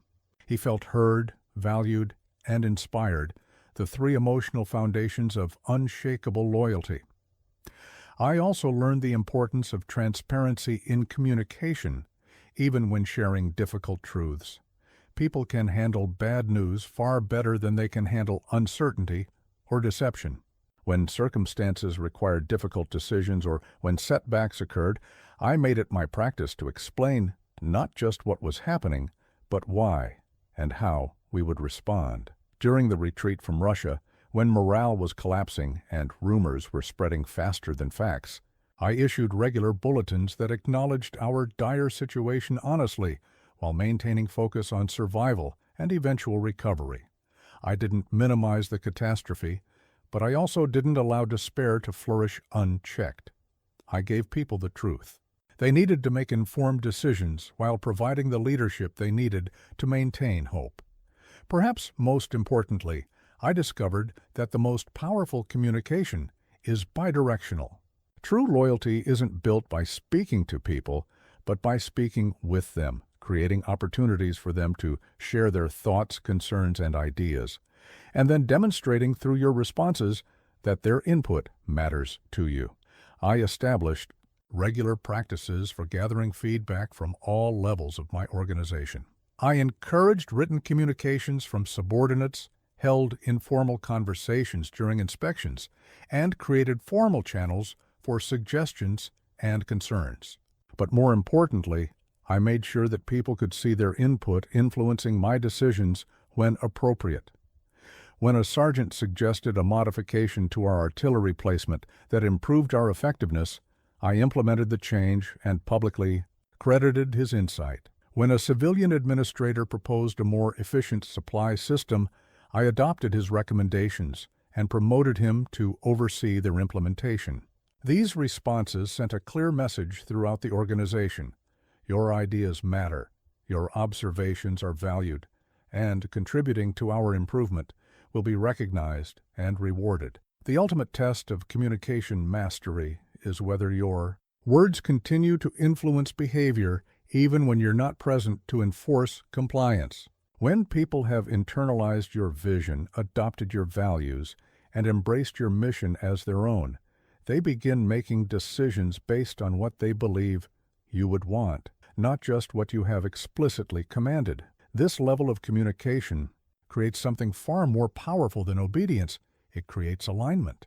People stop following your orders and start sharing your objectives. They stop working for you and start working with you toward outcomes that matter to everyone involved. The key is understanding that communication isn't just about transmitting information. It's about creating emotional connections that transform how people see themselves, their work, and their relationship to you and your shared mission. When you master this art, your words become tools for building not just understanding, but unshakable devotion that endures long after the words themselves are forgotten. Victory is far more dangerous to loyalty than defeat. This paradox puzzled me during my early successes until I realized that triumph creates temptations and pressures that can destroy the very bonds that made victory possible. When times are hard, people naturally cling together for survival. But when times are good, they begin to believe they no longer need each other or you. Managing loyalty during success requires entirely different skills than building loyalty during struggle. My first lesson in this came after our stunning victory at Austerlitz, which established me as the master of Europe and my marshals as the most successful military leaders of their generation. In the aftermath of that triumph, I watched carefully as success began to change the men who had followed me through years of hardship. Some handled newfound wealth and status with grace, remaining the same loyal partners they had always been. Others began to see themselves differently, forgetting that their individual success was inseparable from our collective achievement. The danger signs were subtle at first. Marshals who had once eaten around the same campfire with common soldiers now insisted on elaborate dining arrangements that separated them from their men. Officers who had previously shared the hardships of their troops now demanded special accommodations that emphasized their elevated status. The easy camaraderie that had bound us together during difficult campaigns began to fracture, as hierarchy and privilege replaced the mutual dependence that had sustained us. I realized that success creates a specific type of loyalty crisis. People begin to believe their current position reflects their individual merit, rather than the collaborative effort that made it possible. They start thinking, I earned this through my own abilities, rather than, we achieved this together. This shift in perspective inevitably leads to reduced commitment to the group and increased focus on personal advancement at any cost. The most dangerous aspect of success is that it makes people forget why they needed you in the first place. During our struggles in Italy and Egypt, my marshals understood clearly that their survival and advancement depended on our mutual success. But after Austerlitz, when they were wealthy, titled, and internationally famous, some began to calculate whether they still needed Napoleon Bonaparte or whether their own reputations might carry them to even greater heights. To counter this natural drift, I developed what I call the success reinforcement strategy, a deliberate approach to ensuring that victory strengthened rather than weakened our bonds. The key was creating new challenges that required continued collaboration, while simultaneously reminding everyone how their current success connected to our shared journey. First, I made sure that every victory celebration included explicit recognition of collective achievement rather than individual heroics. After Austerlitz, I didn't just praise the brilliant tactics or personal courage that won the battle. I repeatedly emphasized how each unit's performance depended on the coordination and support provided by others. I wanted every participant to understand that their individual success was inseparable from team success. More importantly, I began sharing the stories of our journey together, reminding successful marshals of the struggles we had overcome to reach our current position. During private dinners and public ceremonies, I would recount specific moments when their current greatness had depended on support from comrades, when their survival had required collective effort, when their advancement had resulted from shared sacrifice. These weren't just nostalgic reminiscences. They were strategic communications designed to maintain perspective about how success had been achieved and why continued collaboration remained essential. I wanted my marshals to remember that their current positions weren't just rewards for past service, but platforms for future achievement that would still require mutual support. But the most important element of managing loyalty during success was continuing to provide new opportunities for growth and advancement even when people already seemed to have everything they could want. Success can breed complacency, but it can also create appetite for even greater achievement if properly channeled. When Joachim Murat achieved everything possible as a marshal and seemed to be losing his earlier drive, I offered him the crown of Naples. This wasn't just a reward for past service. It was a new challenge that required him to develop skills beyond military leadership, to prove himself in political arena, to build something lasting beyond battlefield glory. By giving him a kingdom to build and govern, I reignited his ambition while maintaining his connection to our larger mission. Similarly, when Louis-Alexandre Berthier had mastered the role of Chief of Staff, I expanded his responsibilities to include diplomatic functions that stretched his abilities in new directions. Instead of allowing him to coast on past achievements, I created opportunities for continued growth that kept him engaged and challenged. This principle of success succession, continuously providing new challenges worthy of people's evolved capabilities, proved essential for maintaining loyalty among high achievers. People who have tasted significant success often become bored with maintaining their current position. They need paths toward even greater achievement to remain fully committed. But perhaps the most subtle aspect of managing loyalty during victory was learning to share credit generously while maintaining the strategic vision that made success possible. Success creates many fathers, and wise leaders allow their followers to feel genuinely responsible for achievements while ensuring that the collaborative framework remains intact. After each victory, I made it my practice to visit individual units and commanders, praising their specific contributions and explaining how their efforts had influenced the outcome. But I also used these moments to preview future challenges that would require similar collaboration and excellence. I celebrated what we had accomplished together while building excitement for what we could achieve next. The ultimate test of success management came during the height of my empire, when I ruled most of Europe and my marshals governed kingdoms and duchies across the continent. The temptation for them to see themselves as independent rulers rather than partners in a larger enterprise was enormous. The loyalty that had bound us together during our rise faced its greatest challenge during our triumph. What saved us, at least for a time, was my insistence on maintaining the relationships and practices that had created our success in the first place. Despite our elevated status, I continued to consult with my marshals as trusted advisors rather than simply issuing imperial decrees. I continued to share information about challenges and opportunities, continued to seek their input on strategic decisions, continued to treat them as essential partners rather than decorative subordinates. I also made sure that our individual successes remained connected to shared objectives. When Murat achieved victories in Naples or Bernadotte succeeded in Sweden, I celebrated their accomplishments as reflections of our collective excellence and evidence of what French leadership could achieve throughout Europe. Their individual triumphs became proof of our shared capabilities rather than evidence that they no longer needed our partnership. The tragic lesson of my eventual downfall was that even the most carefully managed loyalty has limits when success creates opportunities for betrayal that seem more attractive than continued collaboration.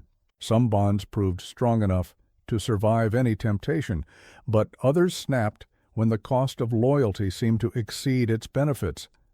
But the deeper lesson was about the temporary nature of all earthly success and the permanent importance of genuine relationships. The victories fade, the wealth disappears, the titles lose their meaning, but the bonds forged through shared struggle and mutual support endure beyond any material circumstance. For modern leaders, the challenge remains the same. How do you maintain the hunger, collaboration, and mutual dependence that create success, even after success has been achieved? How do you keep people connected to shared mission when individual achievement might tempt them toward independence? How do you manage the inevitable tensions between personal advancement and collective loyalty? The answer lies in understanding that true success isn't about reaching a destination where loyalty is no longer necessary. It's about building the relationships and systems that make continued achievement possible. Victory should mark the beginning of greater possibilities, not the end of mutual dependence. The crown is the heaviest burden you can wear, not because of its weight in gold, but because of the isolation it creates between you and every other human being. When I became Emperor of the French, I gained the power to command millions, but lost the ability to truly confide in anyone. This is the paradox of ultimate leadership. The higher you rise, the more people surround you, yet the more alone you become. Understanding this loneliness and learning to manage it without letting it corrupt your relationships may be the most crucial skill for any leader who aspires to build lasting loyalty. The transformation happened gradually, so subtly that I didn't recognize it until the isolation had become nearly complete. As first consul, I could still engage in genuine friendships with my fellow officers, still share doubts and fears with trusted companions, still experience the easy camaraderie that had sustained me through years of campaigns. But the moment I placed the crown upon my own head at Notre Dame, everything changed. People who had spoken freely with General Bonaparte began measuring every word they said to Emperor Napoleon. Marshals who had once argued with me about tactics now deferred to my judgment, even when they privately disagreed. Friends who had shared their honest opinions during our rise to power now told me what they thought I wanted to hear, rather than what I needed to know. The shift was subtle but profound. But conversations became more formal, laughter more restrained, disagreement almost non-existent. I was surrounded by more advisors, courtiers, and supporters than ever before, yet I had never felt more fundamentally alone. Every relationship now carried the weight of my imperial position, making genuine human connection nearly impossible. The loneliness of ultimate authority creates dangers that most leaders never anticipate. When people stop telling you uncomfortable truths, you begin losing touch with reality. When every conversation is filtered through the lens of your power, you stop receiving the honest feedback that prevents catastrophic mistakes. When no one treats you as simply human, you begin to forget your own humanity. I started noticing these effects during the early years of my empire. Military briefings that had once included spirited debate now featured unanimous agreement with whatever position I initially expressed. Political advisors who had previously offered diverse perspectives now seemed to reach similar conclusions suspiciously quickly. Even my closest associates began anticipating my preferences rather than sharing their genuine assessments. The psychological impact was more devastating than I had expected. I found myself questioning whether people's loyalty was genuine or simply calculated self-interest. When everyone agrees with you, how do you know if your ideas are brilliant or if people are simply afraid to contradict an emperor? When every suggestion is praised, how do you distinguish between valuable insights and empty flattery? More troubling still was the growing distance between my daily experience and the reality faced by those I led. Imperial palaces insulated me from the hardships of common soldiers. Court protocols prevented casual interaction with citizens whose lives were affected by my decisions. The very mechanisms designed to honor my position began cutting me off from the information I needed to lead effectively. I realized that maintaining loyalty while wielding ultimate authority required a delicate balance between accepting the isolation that comes with supreme responsibility and creating channels for genuine human connection that could penetrate the barriers of rank and protocol. My solution was to establish what I privately called sanctuary relationships, carefully protected connections with a very small number of people who were explicitly given permission and even encouragement to speak truthfully regardless of the consequences. These weren't casual friendships, but deliberately maintained lifelines to honest human interaction. One such relationship was with my stepdaughter Hortense, whose position in my family gave her unique immunity from the political calculations that constrained other relationships. I made it clear to her that I valued her honest opinions more than her deference, that I needed her to tell me when she thought I was wrong, even about matters of state, because she wasn't dependent on my favor for her position or security. She could afford to be genuinely truthful. Another sanctuary relationship was with my longtime secretary Meneval, a man whose loyalty was beyond question, but whose temperament included an almost compulsive honesty. I protected his candor by making it clear to everyone around me that his blunt assessments served essential purposes, that disagreeing with me in private was not just acceptable but expected from him. But perhaps most importantly, I tried to maintain connections with common soldiers by continuing my practice of informal inspections and conversations. These interactions required me to step temporarily outside my imperial role and engage with people who had known me before I became emperor, people who still saw something of the artillery officer who had shared their hardships. These moments of genuine human connection became precious refuges from the crushing isolation of absolute power. When a grizzled sergeant addressed me as Mon Petit Caporal instead of Your Majesty, when a young soldier asked about his family without the elaborate protocols required at court, when I could laugh spontaneously without worrying about imperial dignity, these experiences reminded me who I had been before the crown and who I remained beneath it. The challenge was ensuring that these relationships didn't become corrupted by the very power dynamics I was trying to escape.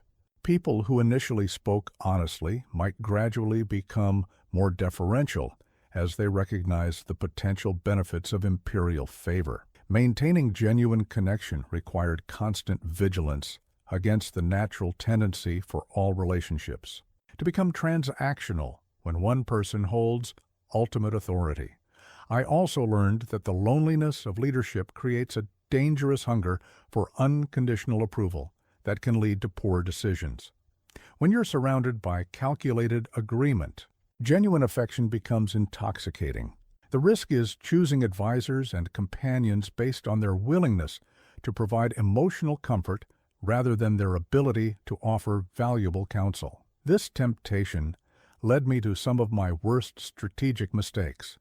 There were times when I elevated people to important positions not because they were most qualified, but because their loyalty felt most genuine and their company most comforting. The isolation of command made me vulnerable to flattery from those who recognized my emotional needs and exploited them for their own advancement. The most painful aspect of lonely leadership was recognizing how my position affected the people I cared about most. Friends who had once felt comfortable in my presence now seemed tense and formal. Family members began treating family gatherings like state occasions. Even intimate relationships became complicated by the impossible-to-ignore reality of my power and position. I watched loyal followers struggle with the contradiction between their genuine affection for me as a person and their necessary deference to me as emperor.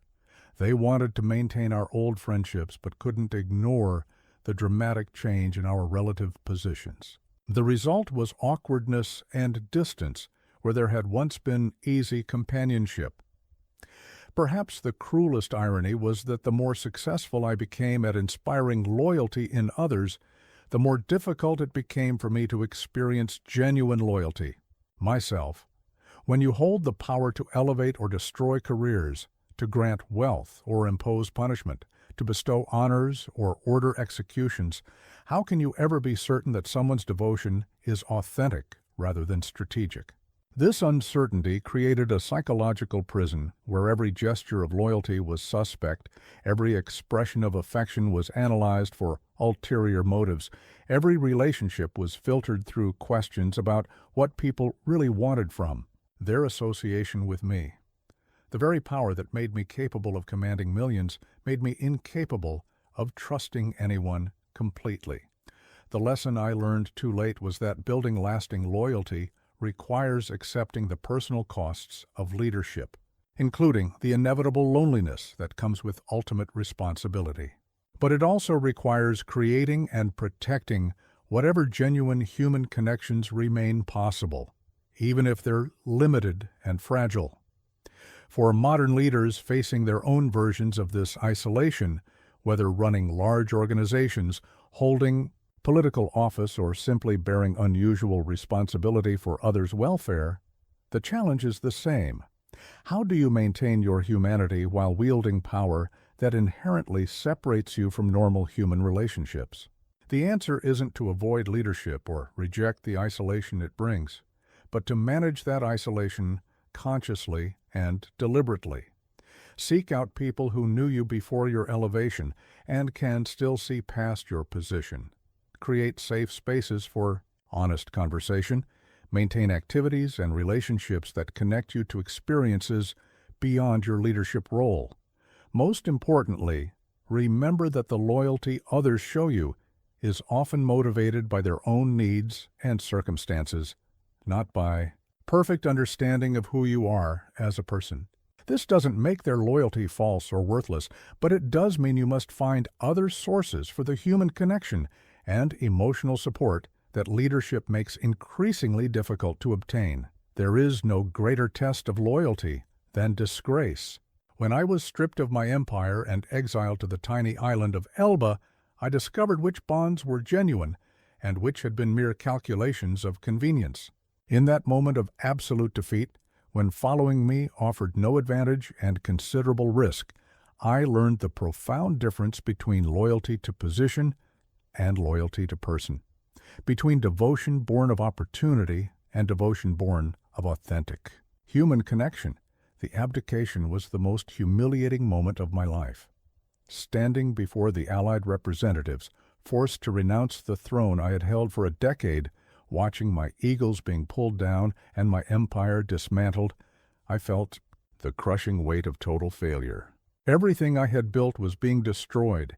Everyone I had elevated was scrambling to distance themselves from my downfall, and the loyalty I thought I had inspired was being tested in the most brutal way possible. Most of my marshals, the men I had raised from nothing to princely rank, quickly made their peace with the new regime. They swore allegiance to the restored Bourbon monarchy, accepted new positions under Louis XV, and began the delicate process of erasing their association with the fallen emperor. I understood their choices. They had families to protect, fortunes to preserve, futures to secure. Pragmatism demanded that they adapt to the new reality. But what struck me most profoundly was not who abandoned me, but who remained loyal despite having every logical reason to desert.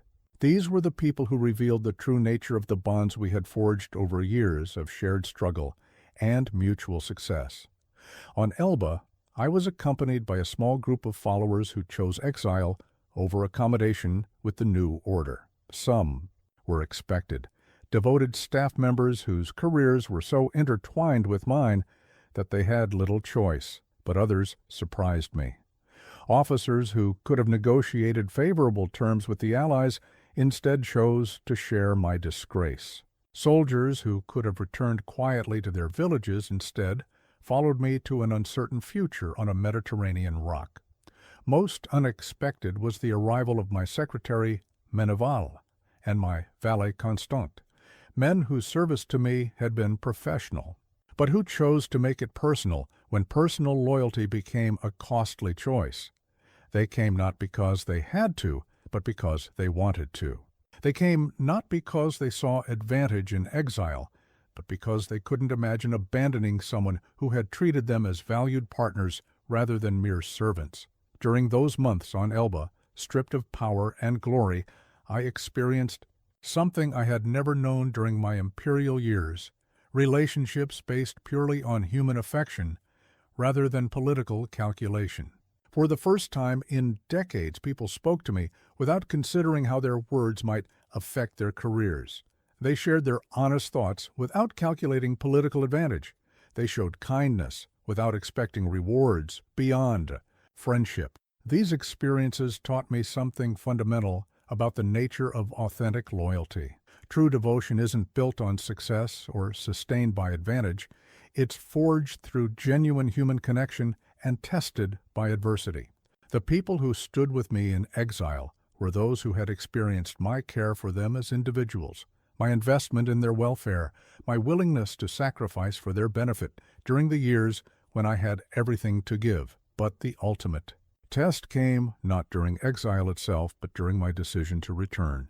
When I chose to leave Elba and reclaim my throne, I was asking people to risk everything: their lives, their families' security, their carefully rebuilt positions, for an uncertain venture that would probably end in disaster. Logic argued against following me. Prudence counseled staying safely away from my doomed enterprise, yet hundreds of men chose to join the 100 Days campaign. The moment that crystallized everything for me came when I landed on French soil with just over 1,000 followers and faced a regiment sent to arrest me. These soldiers had never served under me personally, had no direct loyalty to Napoleon Bonaparte, and were under explicit orders to prevent my return. By any rational calculation, they should have captured or killed me on that beach. Instead, when I walked toward them alone and unarmed, speaking directly to their hearts about our shared service to France, they threw down their weapons and joined my cause. Why? Because even soldiers who had never known me personally had heard stories of the emperor who remembered their names, shared their hardships, and fought beside them in battle. The loyalty I had built with some had created a reputation that inspired loyalty in others. This is perhaps the most profound aspect of authentic loyalty. It becomes self-sustaining and self-propagating. People who have never experienced your leadership personally become willing to follow you based on the testimony of those who have. The bonds you forge with some create ripple effects that extend far beyond your direct relationships. During the march to Paris, as regiment after regiment joined our cause, I witnessed the power of loyalty that transcends immediate circumstances. Men who had sworn allegiance to Louis XVI chose to violate those oaths to follow a fallen emperor with no guarantees of success.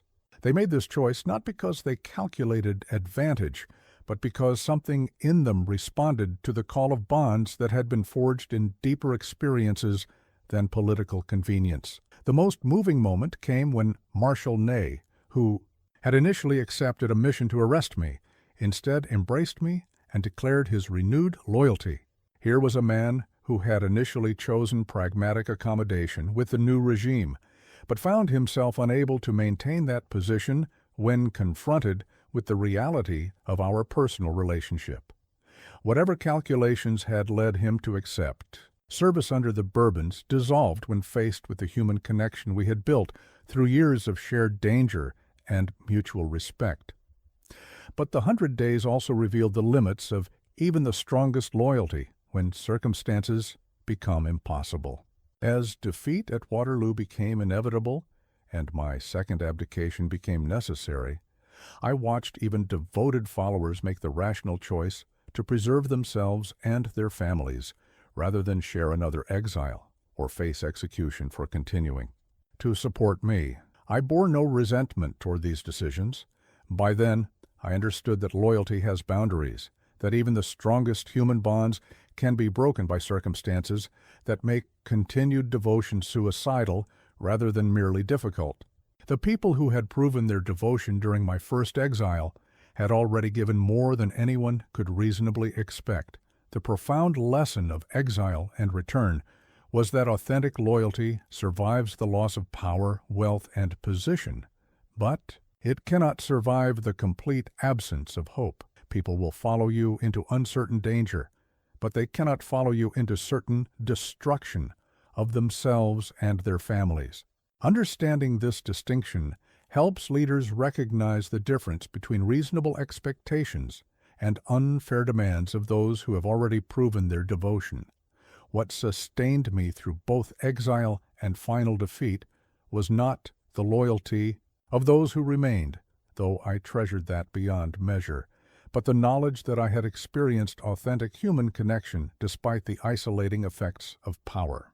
The relationships forged through genuine care, mutual sacrifice, and shared struggle had proven their reality by surviving the ultimate test of adversity. For modern leaders, the lesson isn't to seek dramatic tests of loyalty, but to understand that authentic bonds are built through consistent demonstration of genuine care for followers' welfare. The loyalty that survives crisis is the loyalty that was built through countless small acts of service, recognition, and mutual investment during ordinary times. True loyalty isn't about blind devotion or unconditional commitment. It's about authentic human connection strong enough to inspire voluntary sacrifice when sacrifice serves worthy purposes.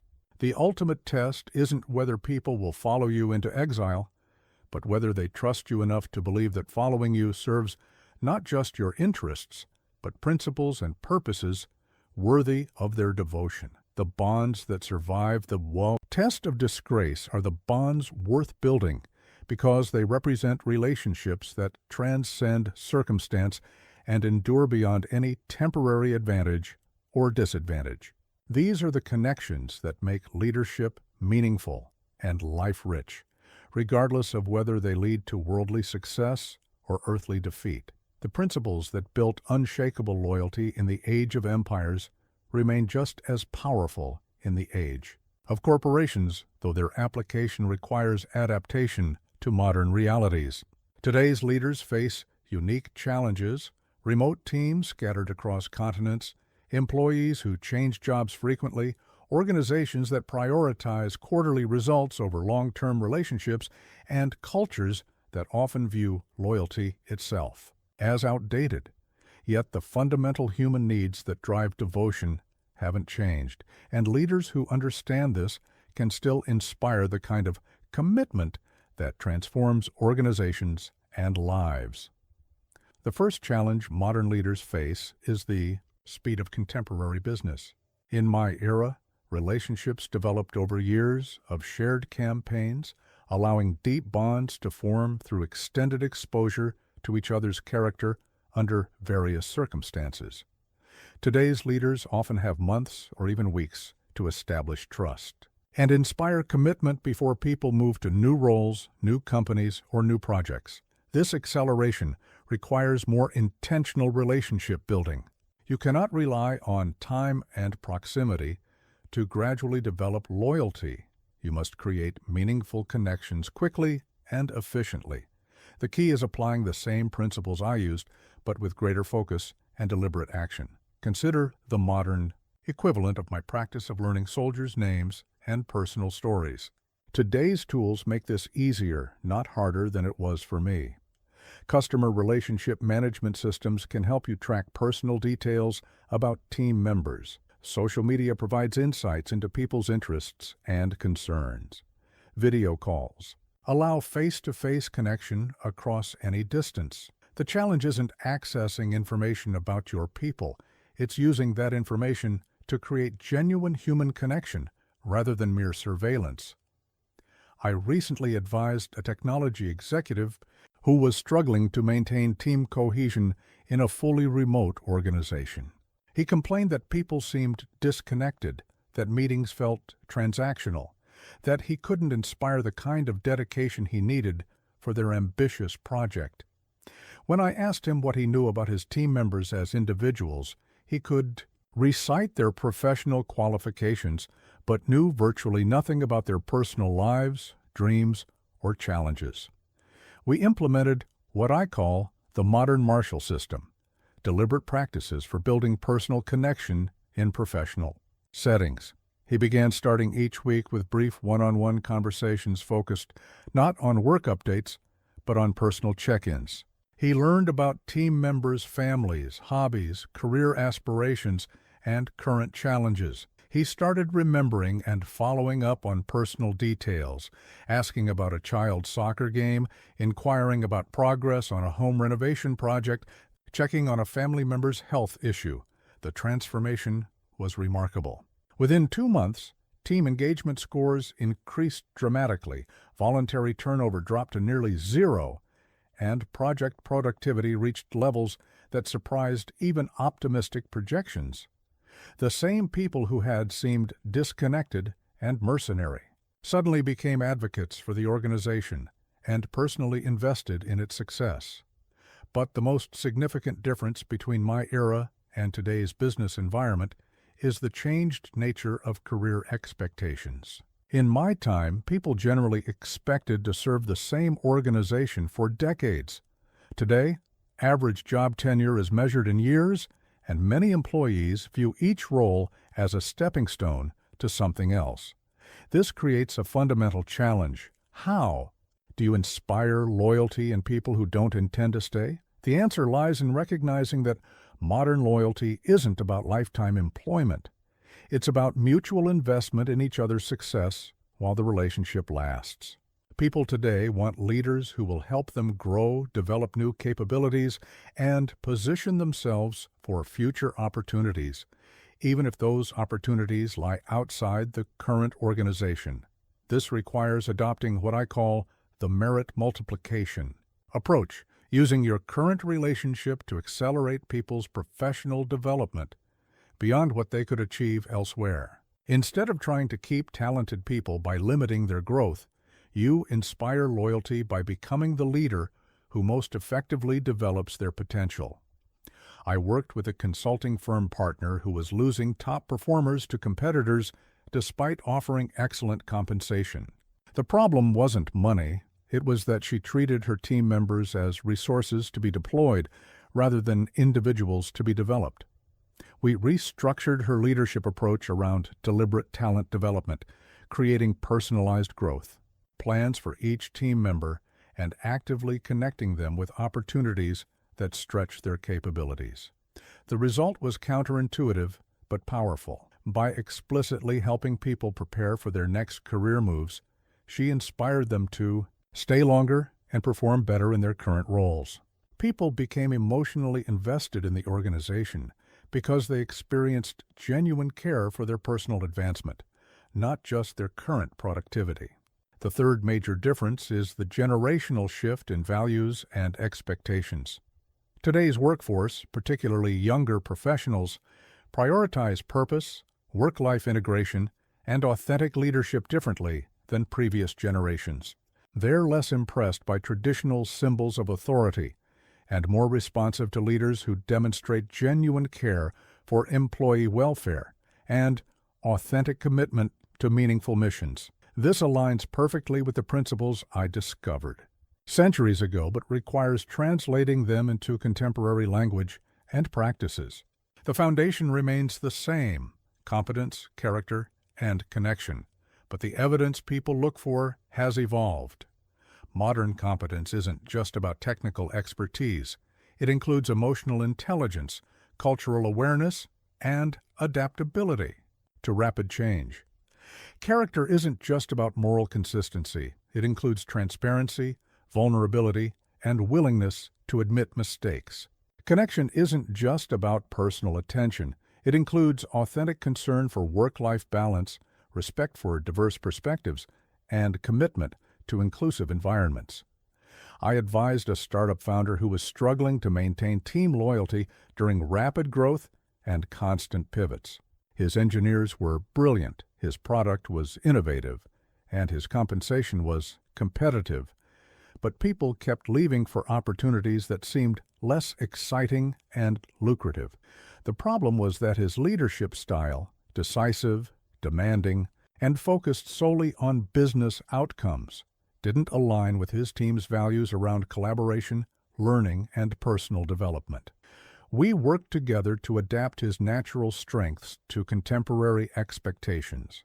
He began sharing more context about strategic decisions, involving team members in problem-solving processes, and explicitly connecting daily work to larger mission impact. Most importantly, he started viewing employee development as a core business strategy rather than a nice-to-have benefit.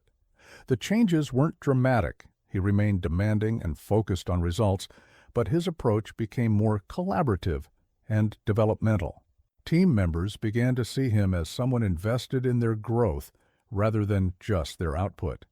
Retention improved, productivity increased, and the culture became significantly more innovative because people felt safe to experiment and learn. Perhaps the most important modern application of these timeless principles is understanding that today's loyalty is often network-based rather than organization-based. People may leave your company but remain personally loyal to you as a leader. They may join other organizations but continue to advocate for your initiatives, refer talented candidates to your team, and collaborate with you on future projects. This requires thinking about loyalty as a long-term relationship that transcends immediate employment arrangements. The best modern leaders build networks of former team members who become external advocates, business partners, and sources of talent and opportunity. They maintain these relationships through continued, genuine interest in people's welfare and success, regardless of whether those people currently work for them. The technology that enables remote work also enables extended professional relationships. Leaders who master this dynamic create loyalty networks that compound their influence far beyond their formal organizational authority. They become magnets for talent because people want to work with leaders who have proven their commitment to follower success over multiple contexts and career transitions. The fundamental truth remains unchanged. People follow leaders who demonstrate genuine care for their welfare, who help them become better versions of themselves, and who create opportunities for meaningful contribution to worthy purposes. The methods for demonstrating these qualities have evolved, but the underlying human needs they address are timeless. Modern loyalty still grows from the same roots I discovered on 18th century battlefields: competent leadership that solves real problems, consistent character that builds trust over time, and authentic connection that makes people feel valued as individuals. Leaders who master these elements in contemporary contexts can still inspire the kind of devotion that transforms organizations and creates lasting impact. As I write these words from the perspective of history, knowing how my story ended and seeing how my legacy has endured, I understand now what I could not see in the midst of empire building. The loyalty you inspire outlives every earthly achievement and becomes the truest measure of your impact on the world. Battles are forgotten, borders change, empires crumble, but the bonds you forge with individual human beings echo through generations in ways that shape the future long after your name has faded from headlines. 200 years after my death, I am remembered not primarily for the territories I conquered or the kingdoms I established, but for the loyalty I inspired in ordinary people who became extraordinary under my leadership. The marshals I elevated from common soldiers went on to influence European history for decades. The systems of merit-based advancement I created became models for organizations worldwide. The principles of leadership through service that I discovered continue to transform how people think about authority and influence. But the most profound aspect of my loyalty legacy isn't found in history books.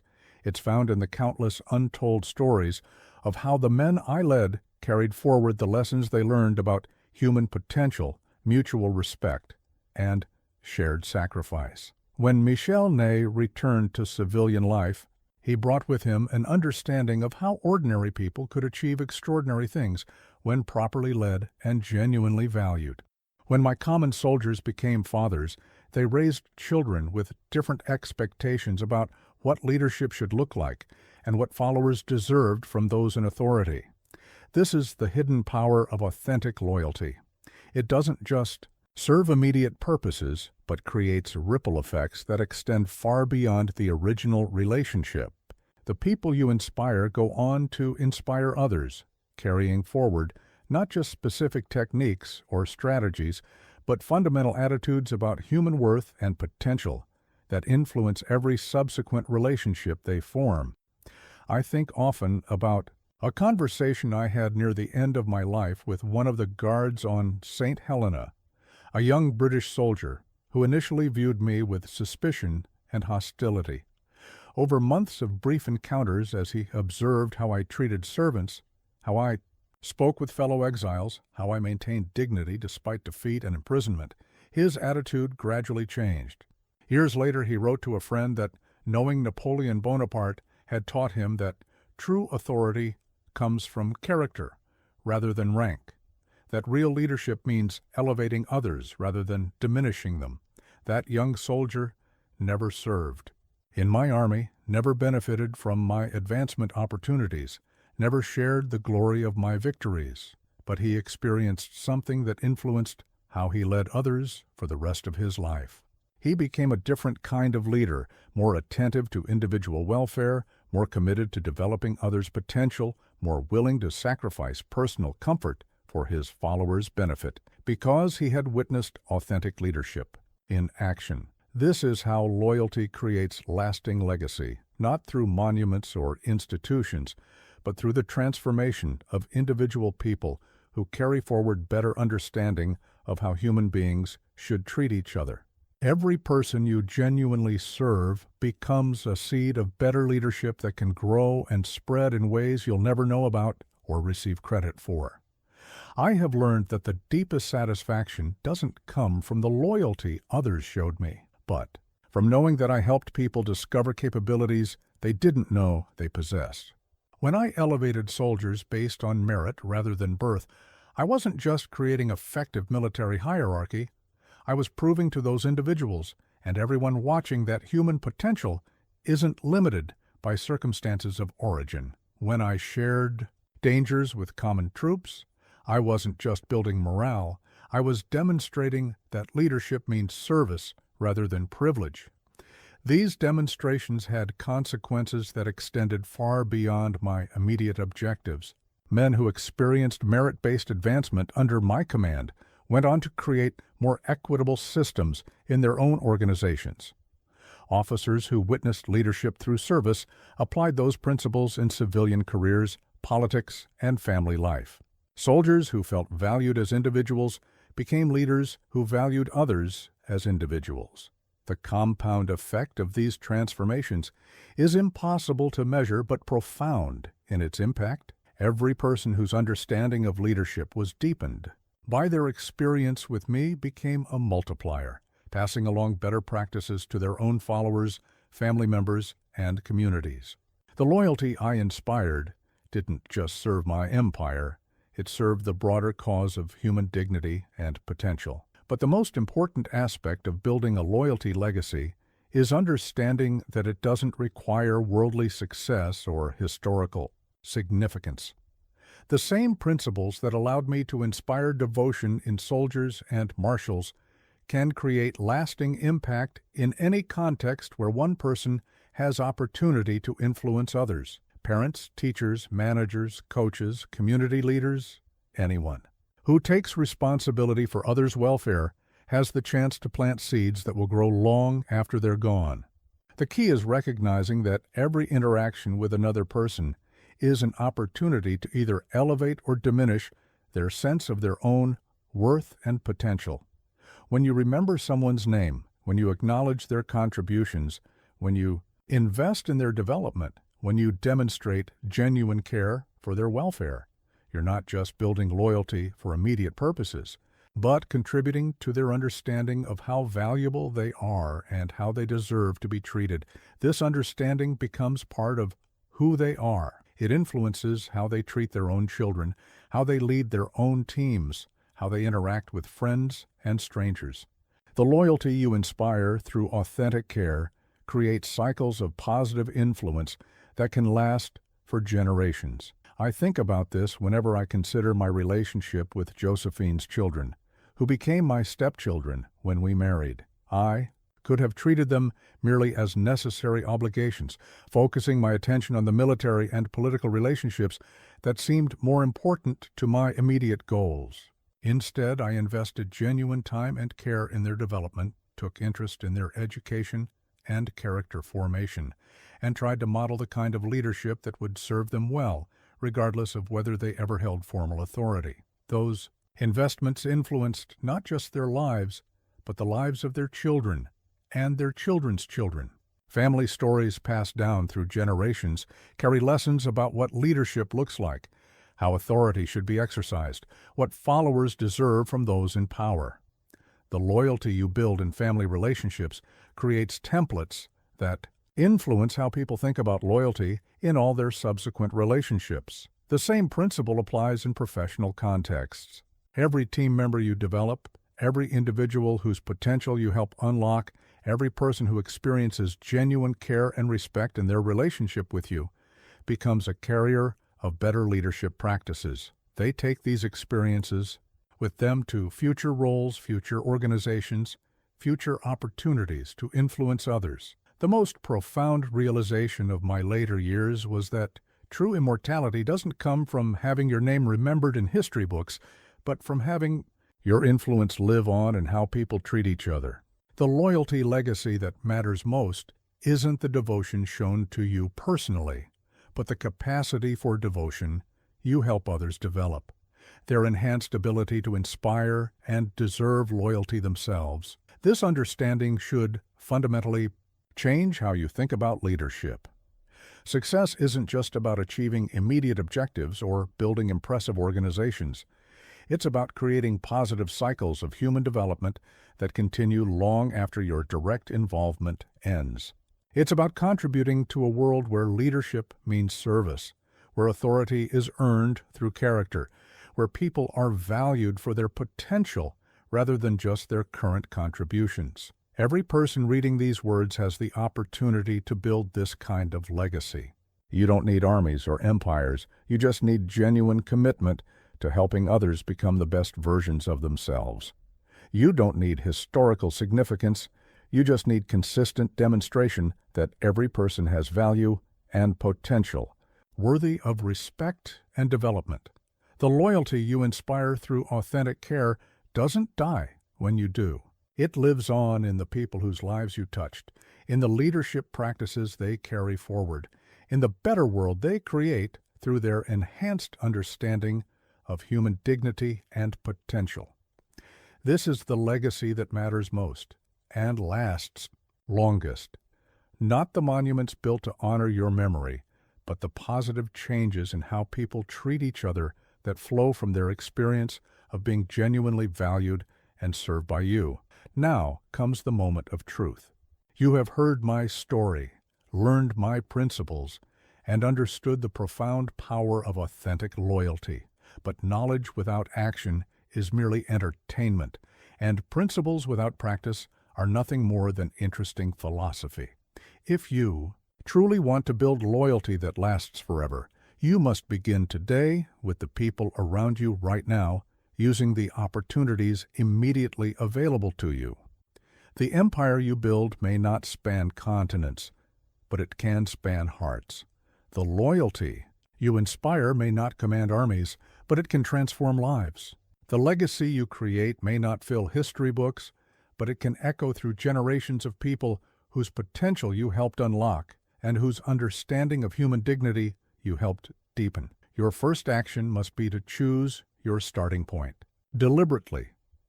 Look around your current environment, your workplace, your family, your community, and identify one person whose loyalty you want to earn, not for what they can do for you, but for what you can do for them. This cannot be someone whose cooperation you need for immediate goals or whose support would obviously benefit your own advancement. It must be someone whose welfare you can genuinely invest in without expectation of direct return. This choice is crucial because it establishes the foundation of authenticity that everything else will build upon.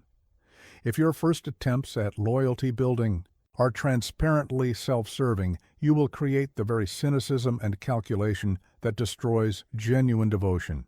But if your initial investments are clearly focused on another person's benefit, you begin establishing the character and motives that inspire trust. Once you have chosen this person, begin with the simplest but most powerful tool in the loyalty arsenal, genuine attention to their individual story. Learn their name, not just what to call them, but the story behind their name, what it means to them, how they prefer to be addressed. Discover their background, their current challenges, their hopes for the future. Ask questions that demonstrate interest in them as a complete human being, rather than just a functional role in your organization or life. But here is the critical distinction. You must remember and act upon what you learn. Information gathering without follow-through is worse than no attention at all, because it creates the impression of calculated manipulation. When someone shares that they're worried about their child's school performance, remember to ask about it weeks later. When they mention a personal goal they're working toward, inquire about their progress. When they reveal a challenge they're facing, offer whatever support or resources you can provide. This practice of sustained personal attention will feel artificial at first, especially if you're not naturally inclined toward deep interpersonal connection. But like any skill, it improves with repetition and becomes more natural as you experience its effects. You will discover that genuine interest in others creates reciprocal interest in you, that investing in their welfare generates investment in yours, that serving their needs creates desire to serve your mission. The second immediate action is to begin demonstrating the competence that earns respect and the character that builds trust. Competence means consistently delivering on your commitments, solving problems that matter to others, and developing expertise that benefits your community rather than just yourself. Character means aligning your actions with your stated values, especially when doing so costs you something, and being honest about your limitations and mistakes. Most people dramatically underestimate how much others are watching and evaluating their consistency between words and actions. Every commitment you make, every deadline you set, every standard you express becomes a test of your reliability. Failed commitments don't just create practical problems, they erode the trust that authentic loyalty requires. Begin by auditing your current commitments and ensuring that you can reliably fulfill every promise you've made. If you discover that you've overcommitted, address the situation honestly and proactively, rather than hoping others won't notice your failures. People can forgive honest mistakes and genuine limitations, but they cannot trust leaders whose word proves unreliable. Your third action must be to start sharing appropriate levels of challenge and sacrifice with those you want to inspire. This doesn't mean creating artificial hardships, but it does mean ensuring that you're not asking others to bear burdens you're unwilling to share. Look for opportunities to demonstrate that your comfort and convenience matter less to you than their welfare and success. This might mean staying late to help someone complete a difficult project rather than leaving them to struggle alone. It might mean using your resources, time, money, connections, expertise to solve problems they're facing. It might mean advocating for their interests, even when doing so creates complications for you. The key is showing through consistent action that you view leadership as service rather than privilege. But perhaps the most important immediate action is to begin building what I call your loyalty laboratory, a small group of people with whom you can practice and refine these principles before attempting to apply them on larger scales.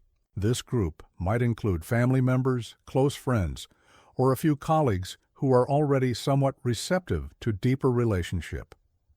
With this core group, you can experiment with more vulnerable communication, more generous service, more deliberate investment in their individual development.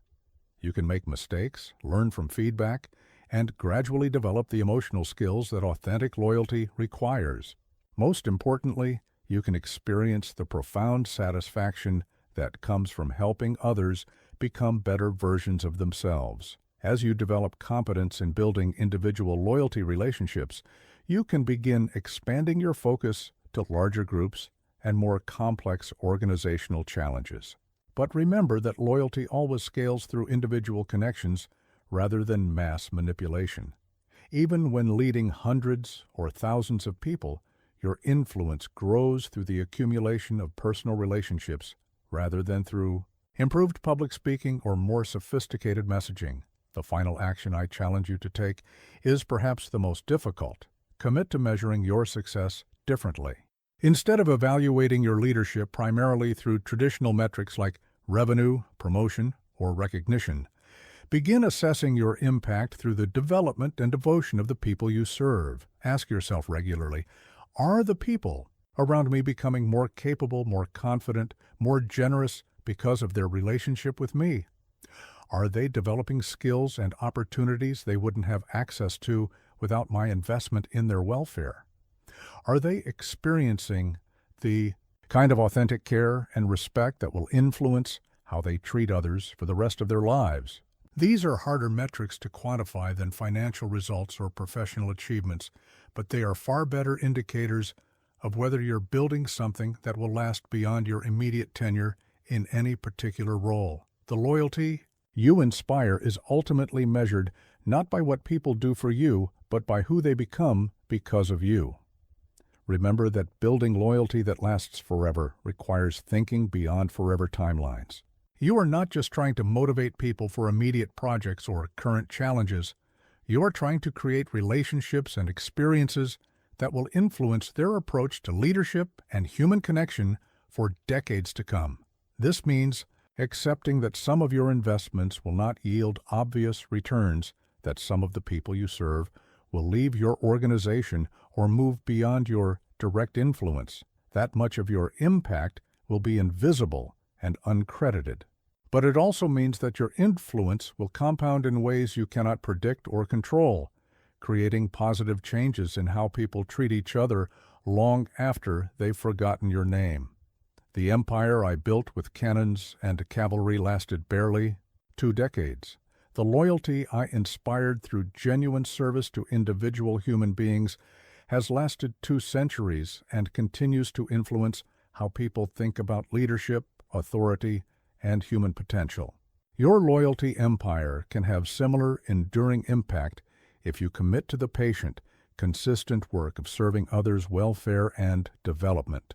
The choice is yours. You can continue leading through position, authority, and transactional relationships, achieving whatever limited success those methods allow. Or you can begin today, building the authentic connections that create lasting devotion, transforming both your own effectiveness and the lives of everyone you touch. The principles are simple. The practices are learnable. The results are extraordinary. The only question remaining is whether you have the courage to begin and the persistence to continue building loyalty that lasts forever. Your empire awaits. Your people are ready. Your legacy begins with your next interaction with another human being. Make it count.